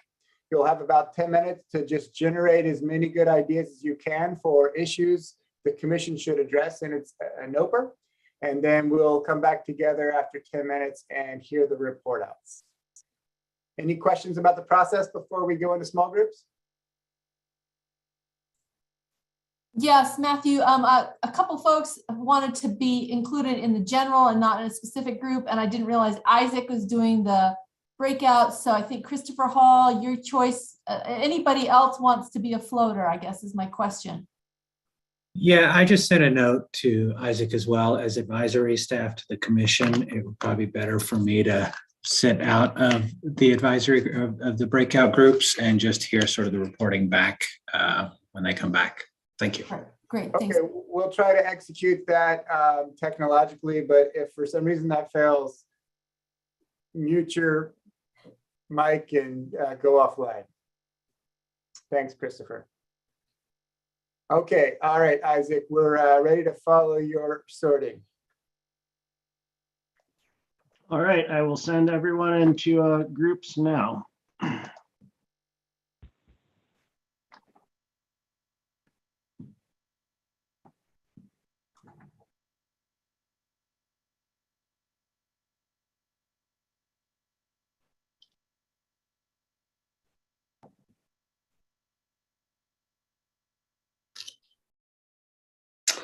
Thanks, Isaac. Sure thing. And you should all be able to join individual groups if you choose to do so. This main room, the live stream is continuing in this main room. So I probably wouldn't have any sort of debrief discussion in Thank here. Thank you for the proviso. Thank you for reminding us, Isaac. So I'm going to go and join a small room just to observe and listen, and I'll be back at the end. Thank you.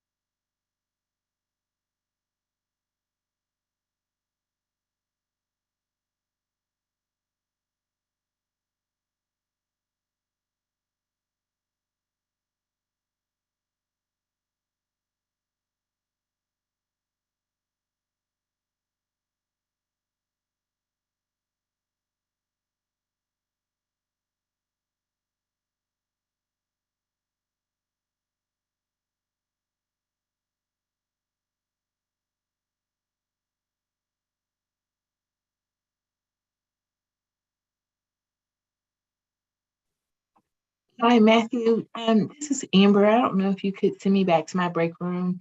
My internet went out. I'm sorry to hear that, Amber. The break rooms are going to end momentarily, so I am going to just leave you where you are, and rather than cause more confusion for you. Okay. Okay. Sorry about that. No problem.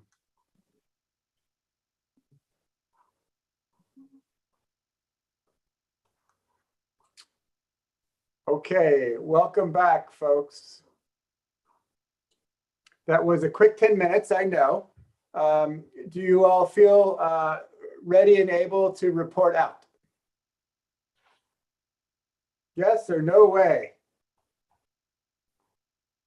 We'll make it work. All right. That was a quick 10 minutes. It was a quick 10 minutes. My hope is that in sharing in the full group that we'll have some synergy and we'll be able to piggyback on one another a little bit. So I'm going to be capturing a list of your suggestions, and I'd like to invite the report out from group number 1 first.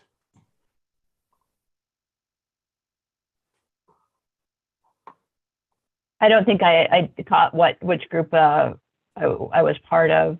Okay, go ahead, Leslie. Whatever group you were in, we'll let you get started. All right, Leslie Padilla, I'm with PNM. Well, I did comment in our group, but I will try to reflect the other comments, and it was a quick 10 minutes, by the way. Both Alaric Babe and I were in the same group, so we had similar comments, and similar to what Alaric had expressed in the last slide of his presentation, that we think there is value to a commission rule that focuses on the procedural aspects of filing a case, that establishes the requirements of an application, perhaps addressing the mechanics of the cost recovery provisions. But we do think the statute is descriptive, is sufficiently descriptive of what transportation electrification plans should be evaluated by. There was a comment from the City of Las Cruces attorney that the experience in one of the TEP plans last year did suggest that there might be value in a rule that goes even beyond the procedural aspects. What was specifically mentioned was, for example, budget issues. We weren't able to get into the details on what that rule might address in terms of budget, but that would be another possible area for a rulemaking. Unfortunately, Kevin Gronewald was in our group, but we didn't have time to hear from Kevin. Mr. Babe from PNM also explained some of the potential downsides of an overly prescriptive rule, especially given that we're at the very early stages of transportation electrification, and because of the fairly considerable differences in the 3 IOUs service territories. Great, thank you, Leslie. Next report out, I think, John, you were leading another group, right? Would you like to go ahead? I was. So in my group, I had Brian from PNM. We had certain 2 parties that are ChargePoint and Shell Recharge Solutions. I did not get a chance to hear from them. And so I will say that PNM has its act together, because Brian is perfectly consistent with what we just heard from Leslie about the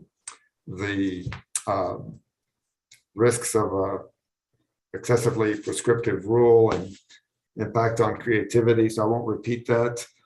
There was some concern about making clear what each utility's role is, which in a way I tried to highlight in my earlier presentation, their authority over their service territory and the rates that they charge their customers. The rest of the meeting was about access, generally speaking, and specifically access to low and middle income customers, and sensitivity about the energy burden, and giving opportunity to low-income people to shift the gasoline pump burden to a electric charging station, that there's significant benefits associated with that.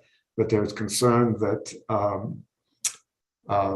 there may be limitations that should be addressed in the rulemaking just to ensure that there's accountability about reaching out and providing those opportunities to low-income people.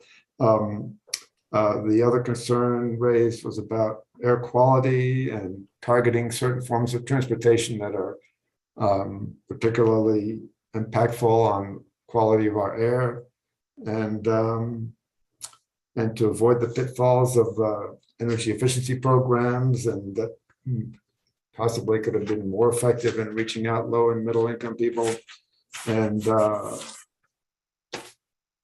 just the last concept I'll mention is the limitations to low and middle income people who rent or live in multifamily dwellings, and the availability of charging infrastructure there, and possibly could be made up by public charging at local businesses, but certain rates from El Paso Electric appear to impede some of that development. And that's where we got cut off. Thank you. Great.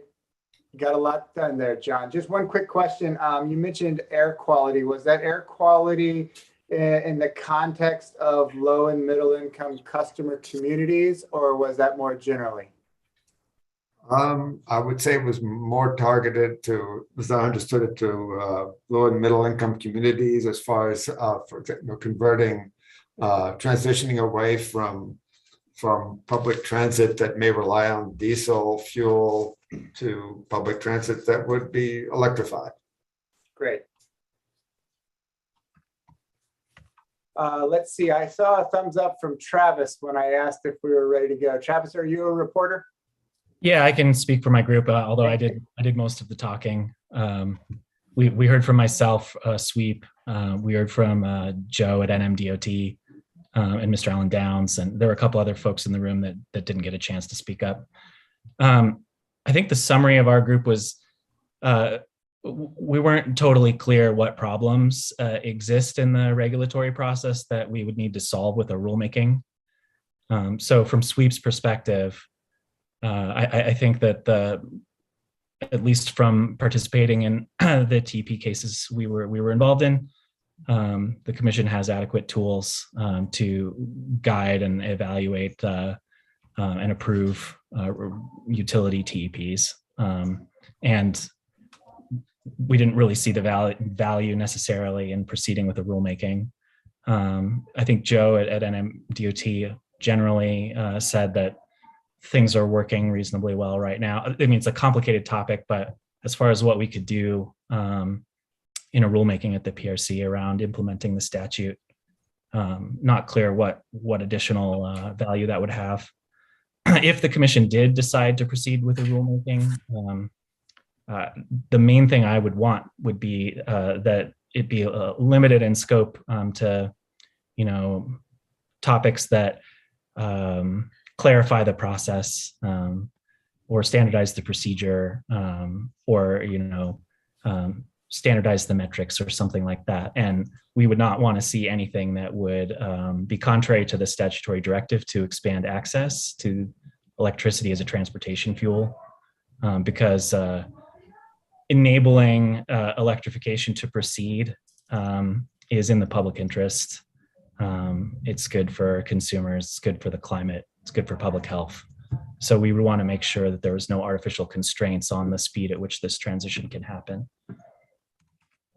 And there were some folks in my group who were not able to speak. Great. After the report outs, I'm going to ask the whole group if there's anything missing. So there'll be a chance if you didn't get to register your suggestion in the small group to get it on the list. So just stand by for that. Does that conclude your presentation, Travis? Yes, thank you. Great, thank you. Next up, who else is ready to report out?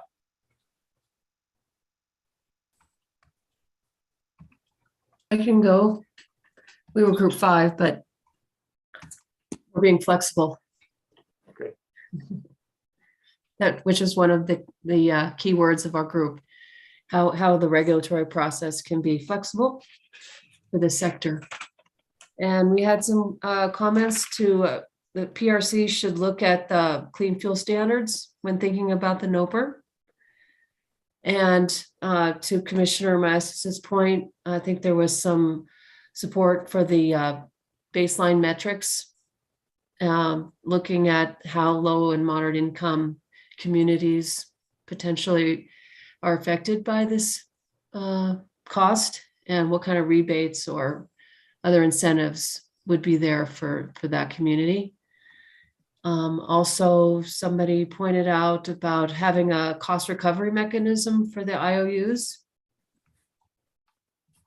And I think that's about what we've talked about. Great. Thank you, Mary Jane. Next. This is Angie Rodriguez at EP.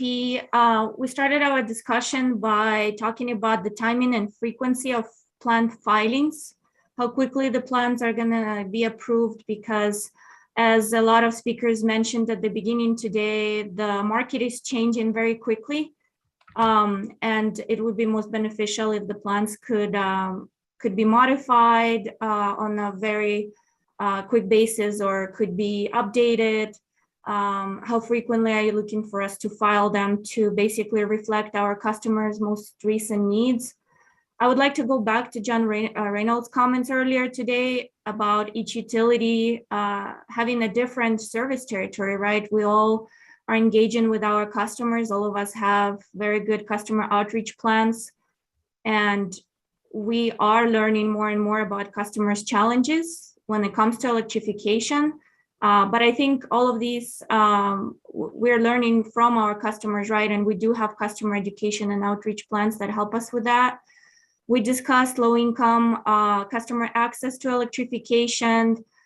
We mentioned that, EP, PNM, and I'm not sure about SPS, but I think all of us have low-income programs already as a part of our TEP filings.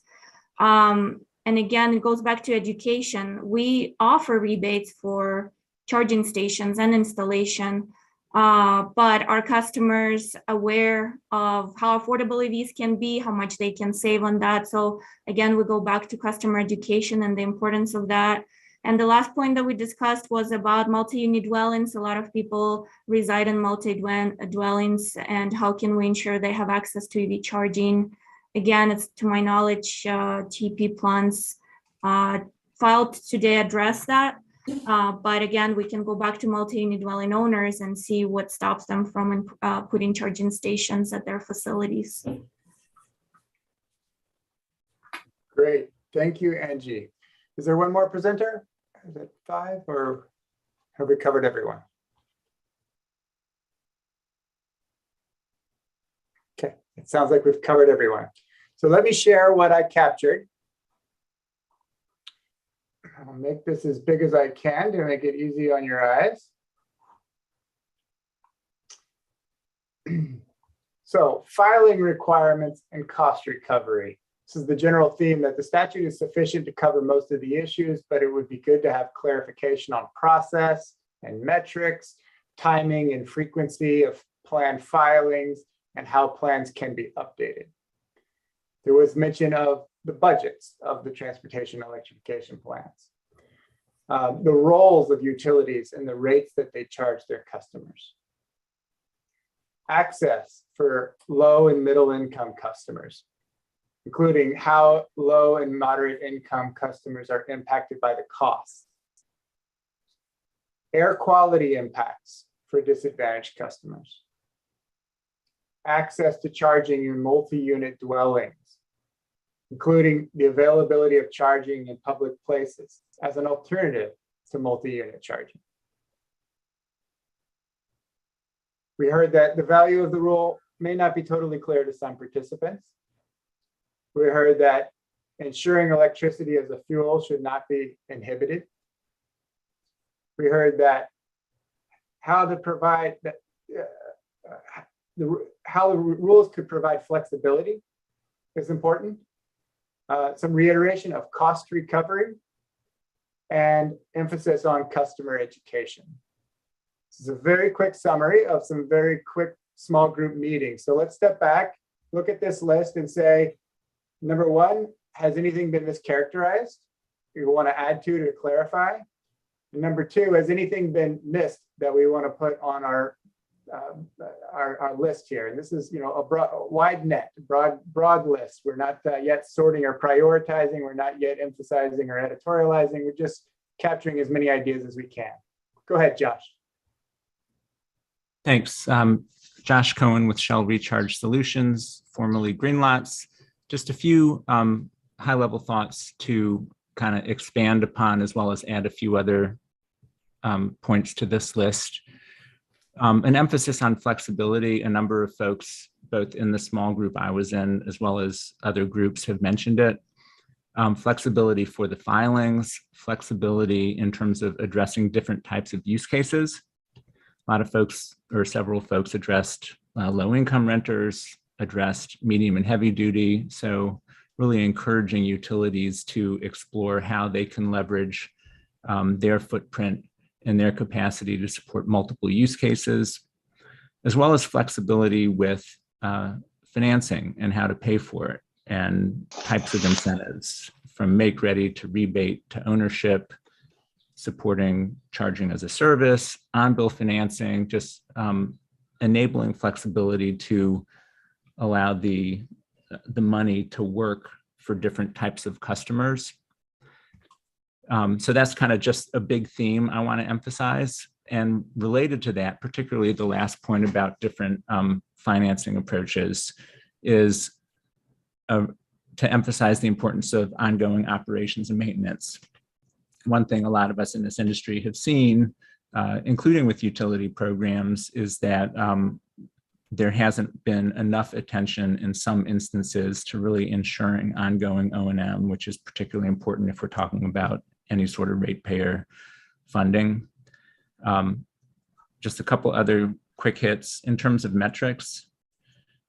One perspective on metrics is that poor metrics does not necessarily mean an unsuccessful program.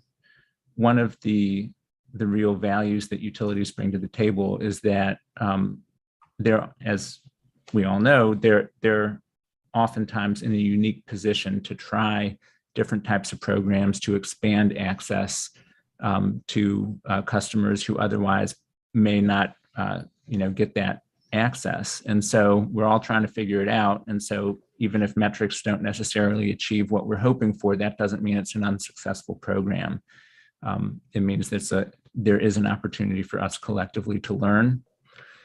And then the last three things: software to manage charging, particularly on the medium and heavy duty side, but more broadly, it's going to become ever more important.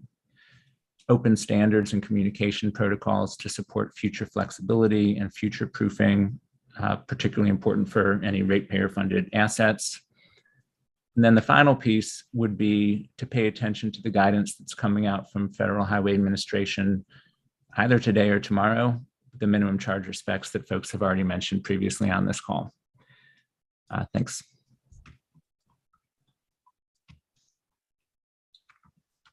Great. Thank you, Josh. Kevin, please go ahead. And just as a friendly reminder, what we're trying to do here is think of the questions the rulemaking might address rather than how the questions are addressed. That'll keep us on track. We're going to come back to the second part of the question, but we want to get a list first. Go ahead. Sorry, who was going next? It was me, Kevin with the AG's office. It's just that one thing I heard in my group was a comment with respect to timing that isn't in the nuance here of, since things are moving quickly and that S-curve is starting to ramp up, the timing of how the commission handles a filing, as opposed to just simply how often and how these things are filed. There was a statement expressed by EPE's counsel with respect to the handling of a filing by the commission. And then something that I brought up that may not even be appropriate for a rulemaking, I just wondered if there is an awareness as we do this build out for the possibility of integration with DER, community solar type projects, whether anything like that would get worked in, and that there's going to have to be land acquired, there's going to have to be construction. I feel I'd hate to miss an opportunity for us to develop more resources in combination with this. I think there's an opportunity there because all the right players are involved. Great. Thank you, Kevin. Chair Maestas, please go ahead. Yeah, I just wanted to echo Claudia Borchard, I think, mentioned something in the chat about incentivizing EV purchase, particularly for low to moderate income communities. I didn't hear anything from XL. I thought XL is, I think, the only IOU at least in the Southwest, that does offer some kind of a rebate for EV purchase. I realize there's a federal tax incentive there, but we don't yet have a state tax incentive. I don't know how that could affect the rule, but maybe this is something that we can work on through other means. The other thing is, I think Angie mentioned the need to really look at this from a graphical standpoint. When I first delved into this area, I had my assistant kind of show a GIS map of the state and then layer in the interstate primary highways, arterials, your farm to market roads, and then superimpose the service areas of the IOUs and the co-ops, and then show using a mapping tool that I think PNM used. It's called EJ Screen, and it showed where your low to moderate income communities were. And so I just think that, we need some kind of master layered GIS map to at least begin with a gap analysis and then overlay the federal requirements, energy sources. And maybe this is a topic for the summit in June, but I'm an engineer, but I need to see things to really look at them. And just doing that exercise, very informal, I can see that it's going to be a challenge, identifying locations in these rural areas where you have a concentration of low to moderate income communities. There's going to require waivers. I'm not sure about energy sources to locate infrastructure in these rural areas, but if you can get low to moderate income communities, out to the interstate highway into the populated cities, then we're going to have a problem. So just an observation that I had from that early exercise. And so I think we need to start moving to some kind of methodology for gap analysis, some kind of a mapping tool to really accomplish some of these objectives that we've been discussing. Great, thank you, Chairman. Kara, please add. Okay. Thank you so much. I know that for 15, you had federal standards for charging specs. There's an opportunity here for New Mexico to perhaps explore interoperability of charging stations at a greater standard than the feds might require. And I think interoperability is one of those areas where access to charging can be improved. So while Fed standards are great, let's really look at how interoperability plays out in our state. I also think that in our group, we had discussed maybe a state level opportunity to divert a certain percentage, for 50%, 40%, 30% of program funds, these specific state program funds to provide direct benefits to LMI households. Second of all, I really think we need to work on leveraging federal funding opportunities. Both for EV programs, but I know there's connections to other renewable energy programs and broadband and broadband access, as was raised earlier, which are all part of Biden's infrastructural focus right now. Great. Yeah. Thank you, Kara. Very helpful addition. Sorry, I just also want to touch on outreach. It's really important that our outreach programs provided by all of the IOUs should include multiple languages. Thank you. By all means, thank you, Kara. All right, Commissioner Hall, we're going to give you the last word on this list, and then we're going to move toward prioritization.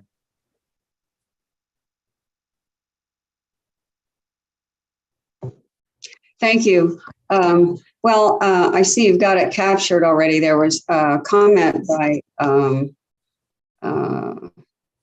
let's see, Kevin Gedko about, the overlap with our grid distribution effort, under the grid mod rule. And I just wanted to emphasize that I think that's definitely a concern of mine as well. We don't want to miss opportunities where we can coordinate our regulatory activities in a way that would support what utilities are trying to achieve in both those areas. And then related to that, I wanted to also just mention the mapping, GIS mapping concept that Commissioner Maestas raised. And, and in particular, I think that's an excellent idea. What I have been wondering about is whether and to what extent, and even if, maybe they don't want to do it, but whether to what extent utilities, and this would have to include, I think, co-ops as well, are interested in communicating together about their plans for location of charging stations, because we have otherwise, because we have islanding otherwise of utilities trying to develop plans within their footprint. And what we really need is a statewide design for best locations for charging stations. And I think that's particularly important in rural areas. And I wonder what the reaction is among utilities and co-op members to this idea, but I think it's late in this particular moment for people to comment on that. But it's something that I'd like to somehow provide some support on, because I think for maximum to optimize adoption of electric vehicles, we need to have the best road design, the best design for distribution of charging stations that we can possibly get. And that really shouldn't be based on the footprint of any given utility or co-op. It needs to be based on, our transportation needs in the state, and, with an eye to where people are going in neighboring states as well. So, that may be way too ambitious for something like this in a rule, but I wanted to raise it as an issue. We've got this rule to start with, and then we have grid modernization and distributed energy, design. So I just wanted to toss that out there. Great. Thank you. And I want to recognize that there's many more ways that this list could be expanded and improved if time allowed. For the time being, if you have such a suggestion, I want you to offer it in the chat bar, and we're going to reflect it in our notes. However, I am going to move us on and ask you all to think about how we might prioritize this list, and recognize that the next part of our conversation to conclude our work today is going to offer you a chance to make recommendations on how some of these issues would be dealt with through a NOPR. So specifically, what I'm asking you to do is look through these 1 through 19.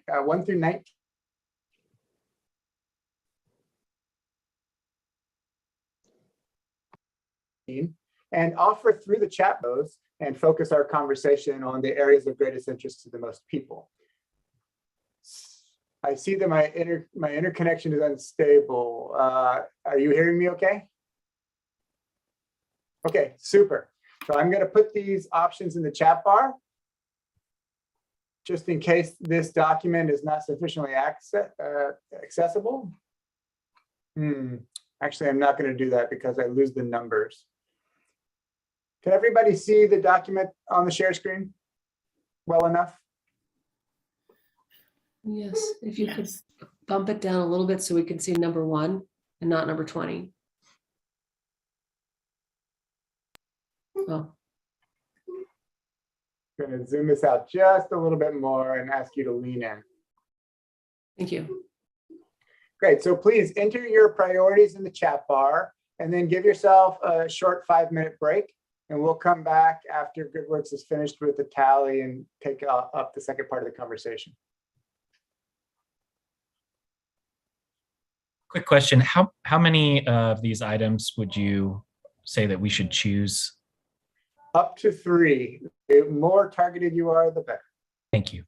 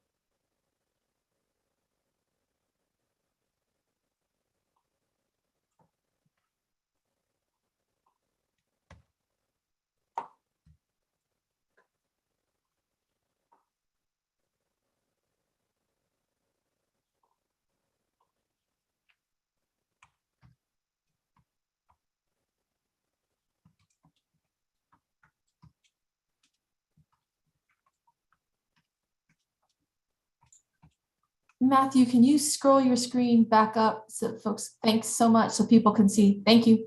Thank you, Margie.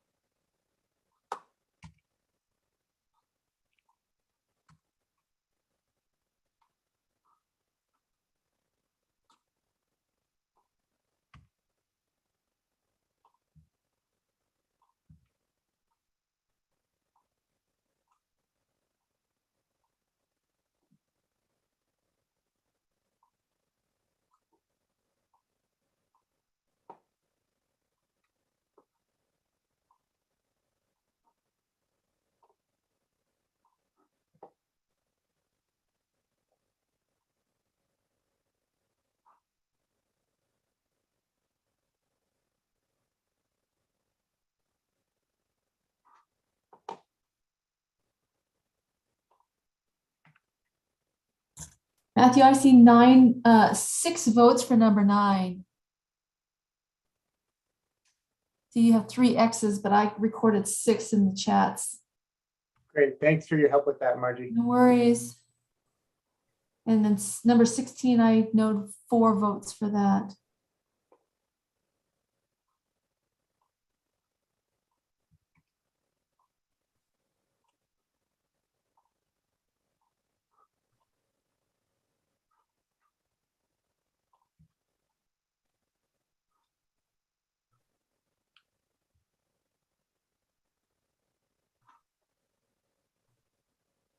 Okay, I think we've got a good recording here in the ballpark. I'm going to step away for 1 minute for a quick bio break, and then we come back, we can focus in on some of these areas for discussion. Yep, I think those are the greatest votes that we've gotten. Good, thanks. Thank you, Margie.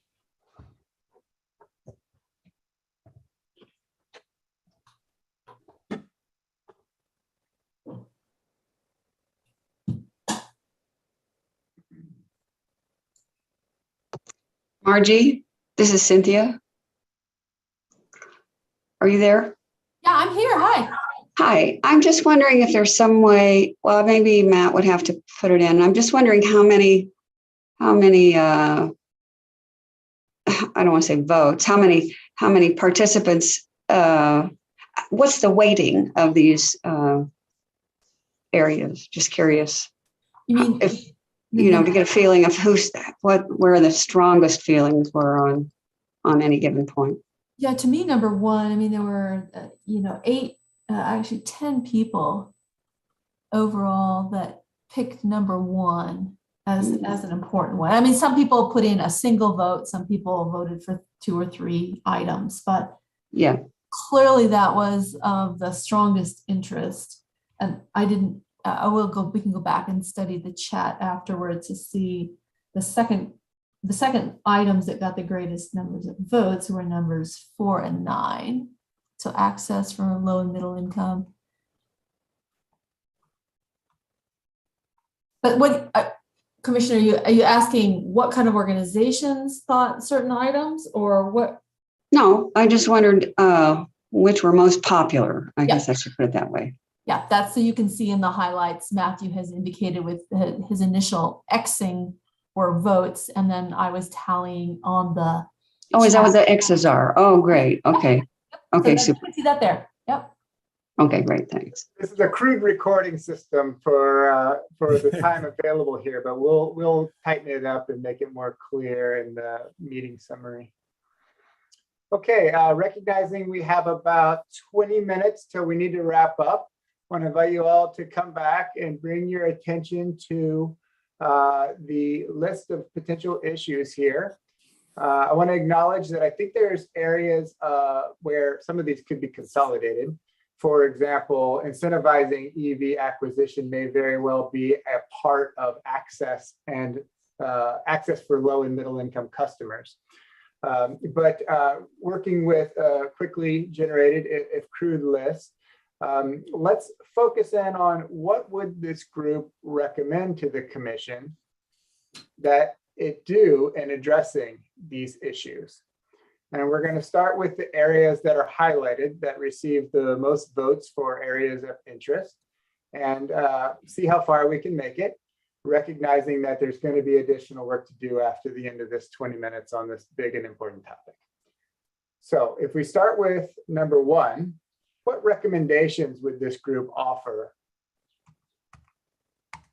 for how the commission should address filing requirements and cost recovery, including the items listed in A through E here?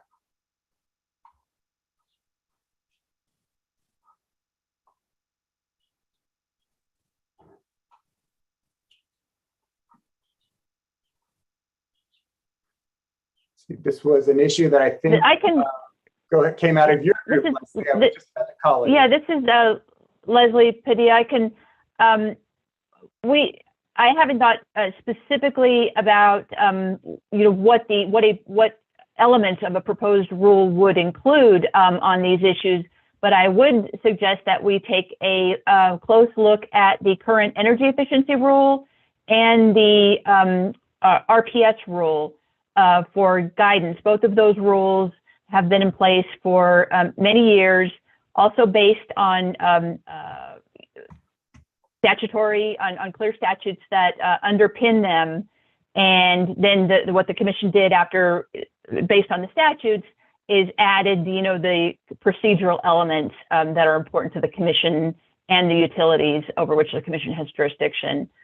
I would note on to Kevin Gedko's point on timing, how the commission handles a filing. We may look to other commission rules also that establish or statutes that actually put specific timeframes around filings. For example, actually escapes me what the CCN statute requires or rule requires, but I know on Rule 440, might be getting that, there's a 6-month timeframe, for example. So we could also learn from other commission rules about what possible specifics of a TEP procedural rule would include. Great, thank you, Leslie. Other recommendations to add to how the commission might address filing requirements of cost recovery?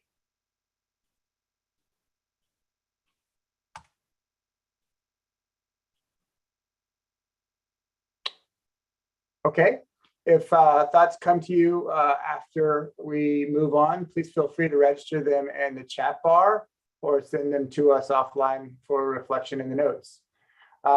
Next was access for low and middle income customers, including how low and moderate income customers may be impacted by cost, the potential for specifying a % of budgets of LMI.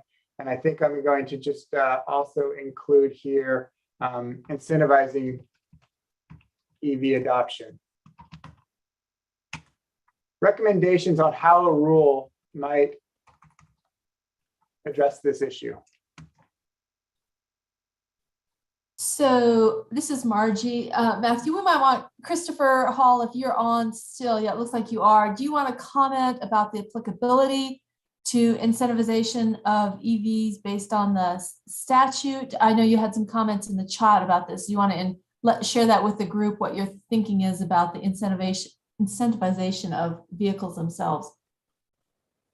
Well, I mean, in the chat, there was a little back and forth about that and how, to some extent, the rule or the law, allows for cost recovery of any of these things. So, how that cost recovery or cost sharing of any incentivizing could be shared or handled would be sort of beyond the purview of this rulemaking, or might be something that the IOUs themselves might want to consider, or it might be something that the legislature would need to take up in terms of how to incentivize EV purchase through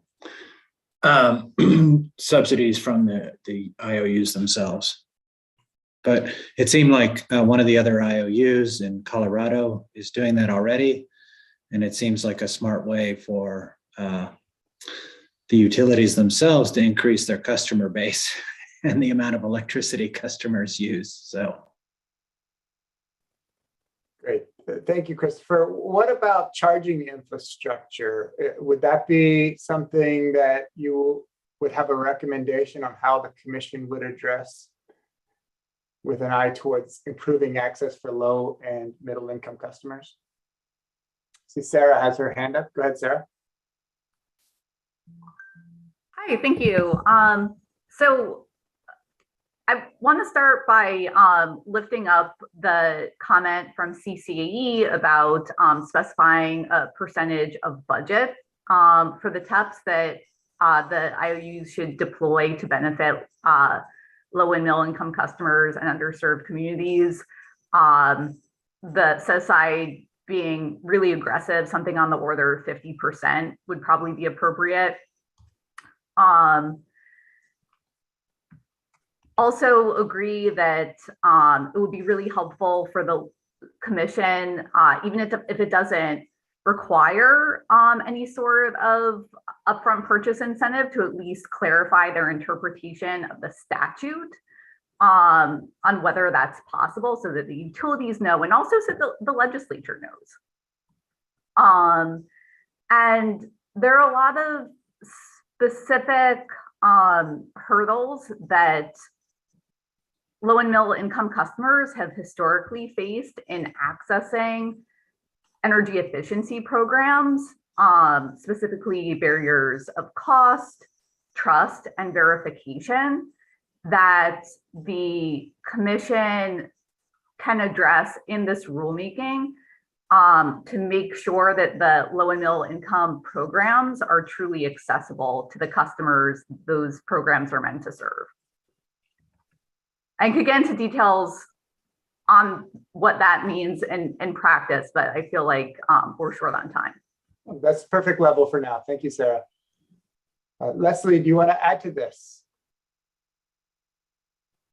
I just had a quick comment on one of Sarah's points, and because the conversation in the chat where I suggested that legislation might be needed was not as to whether rebates for EV purchases could be considered under a TEP. I haven't looked specifically at that, and I think the piece of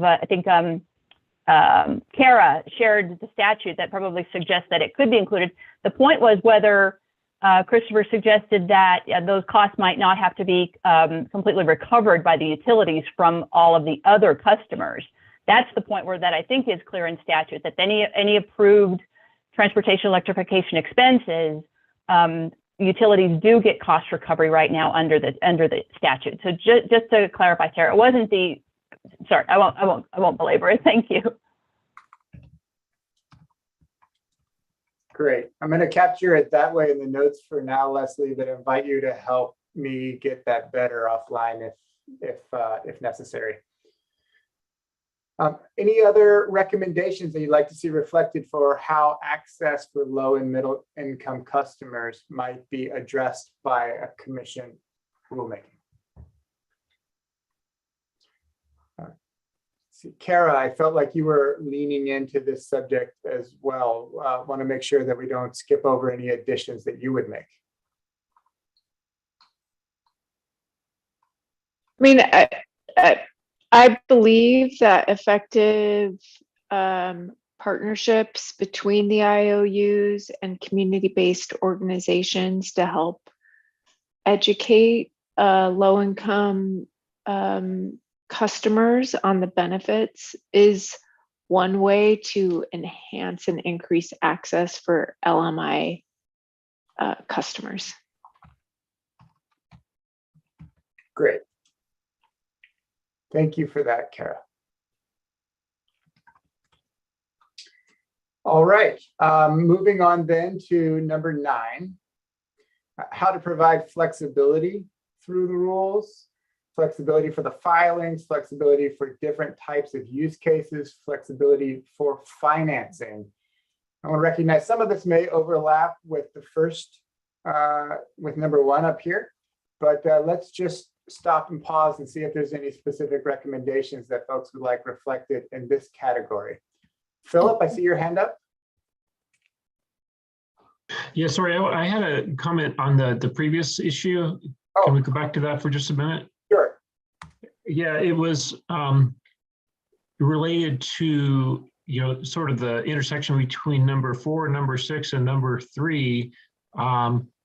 Availability of charging in public places can help low income, since they often don't have the ability to impact what's going on at their residence in terms of EV charging. And the relationship to rates is demand charges for businesses who install an EV charger that might prevent them from installing an EV charger. I know this is sort of a rate issue, but I think it intersects with this issue of trying to provide EV charging access to low-income users. Great, thank you. Travis, go ahead. Thank you. I guess this is more of a comment of what I'd like to see avoided in a potential rulemaking. And that would be, policies that might artificially constrain what utilities can do to facilitate transportation electrification. So something like a budget cap I think would be inappropriate. When I think about flexibility, it's flexibility to engage in all the activities necessary to support a rapid and a robust transition from gasoline and diesel to electricity for the majority of vehicles in the state.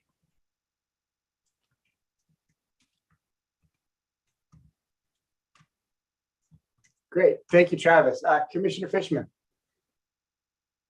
Yes, so I'm looking at flexibility, and just to clarify, and I'd love other folks' comments on this, what I'm coming away with is we want maximum flexibility for the kinds of programs that get presented and how they're put together, and we want to encourage creativity. But going back to the first item, we would like a clear, standardized filing and approval process so that utilities have certainty about what they need to do and what needs to be in their submission. So we want a clear, fixed procedure, but we want absolute flexibility in terms of programs. So if there's any pushback on that, please let me know. I think the important distinction you're making here, Commissioner, is let's standardize what's expected of applications, but not what's expected of programs. Allow there to be flexibility in the work that gets done, but let's get some standardization and consistency in how that work gets proposed, reviewed, and decided upon. Exactly. Okay. Great, thank you for that. With an eye on the clock here, we have just about 7 more minutes. Are there any other recommendations that you all have a burning desire to see reflected here in the notes before we move to wrapping up? Go ahead, Scott. Thanks, Matt. I'll be brief. I just wanted to comment on number 13 about software managed charging stations. And I just wanted to caution the commission against getting overly prescriptive or specific, especially with respect to things like software. I think we're all familiar with how often our smartphones and our computers have to do software updates. I don't think it's quite that often for charging stations, but this is, of course, a rapidly changing industry. And, I think that it's appropriate to talk about that issue in the TEP plan filings, but it would just be counterproductive for everyone, I think, if there was a lot of specificity about software enshrined in a rule and the utilities had to seek waivers or we had to get that rule changed before we could adopt the latest and greatest technologies. So I think that's consistent with I agree a lot with the other comments and Commissioner Fishman's comments about flexibility, and I think that's consistent with that theme. So thanks for the opportunity to share. Great, thank you very much, Scott. I appreciate that, and that's reflected in the notes. Okay, so moving us towards wrapping up here on time and under budget. I want to acknowledge that there is a good deal more that could be said with regards to issues that NOPRs might address and how to address them. I think this is a first step and not the last time that this question will be in front of you. But I want to acknowledge that you have given the commission a lot to think about here. I think there's a lot of good substance that was gathered quickly to seed their next steps and to enable some creative thinking there. I want to also pause and thank Commissioner Maestes, Mary Jane, from my team, Deborah Shields, and to all the presenters who put work in advance to make this event possible. We know that there's a lot going on and you're all super busy, so I appreciate you all leaning in and good works. Really, we love the opportunity to help you get that work done. That's why we exist, and we're happy to have the chance to do it. So the next steps from my point of view are that we are going to summarize this workshop input. We're going to provide that to all of you as a takeaway from your experience here today, and we'll also provide it to the commission to further their work in developing rulemaking. The second next step is that on June 9th, we're going to have the Transportation Electrification Summit. And all of you will receive an invitation and more information about what that's about. And we look forward to your participation. Hope to see you there. I have a survey that I'd like to offer to ask you how well we did in this workshop. And then I also want to give Commissioner Maestas a chance to say goodbye or give us any parting wishes. So why don't you go ahead, Commissioner, and I may launch the survey while you're talking so we do two birds with one stone. Thank you, Matt, and thank you everyone for spending the morning with us to discuss this very important issue. This is a significant and consequential trend in American global society as we migrate to EV ownership. And so I want to thank my colleagues too for tuning in, Commissioners Hall and Fishman.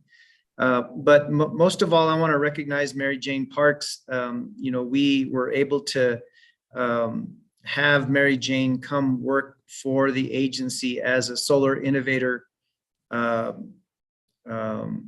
fellow. And so we're very fortunate to have that. We have 2 fellows working for us.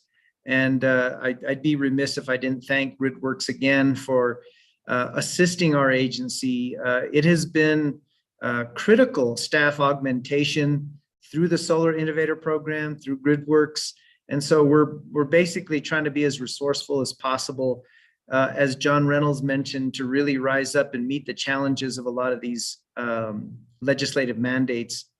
And so I just want to thank you again. And I look forward to a continuation of this dialogue as we enter into the more formal rulemaking process. But I, as chairman of the agency, hear you loud and clear that, do no harm, allow for greater flexibility, but maybe tighten up on the application and filing process, and perhaps maybe be a little more prescriptive on assisting the low to moderate income communities as called for in the statute, however ambiguous that is. But I think it's incumbent upon us to really try and quantify that and be more targeted. So thank you all. And I really enjoyed listening to all the comments. And so anyway, enjoy the rest of your day. Great. Thank you. Chair Maestas. Appreciate that. And folks, as you take your leave, please give us some feedback on how well we achieved the objectives here today. We like workshops that complete work. And so we would love your input on how well we completed the work here today. And once you're finished with that, goodbye and good afternoon. Bye, everyone. Thanks for coming.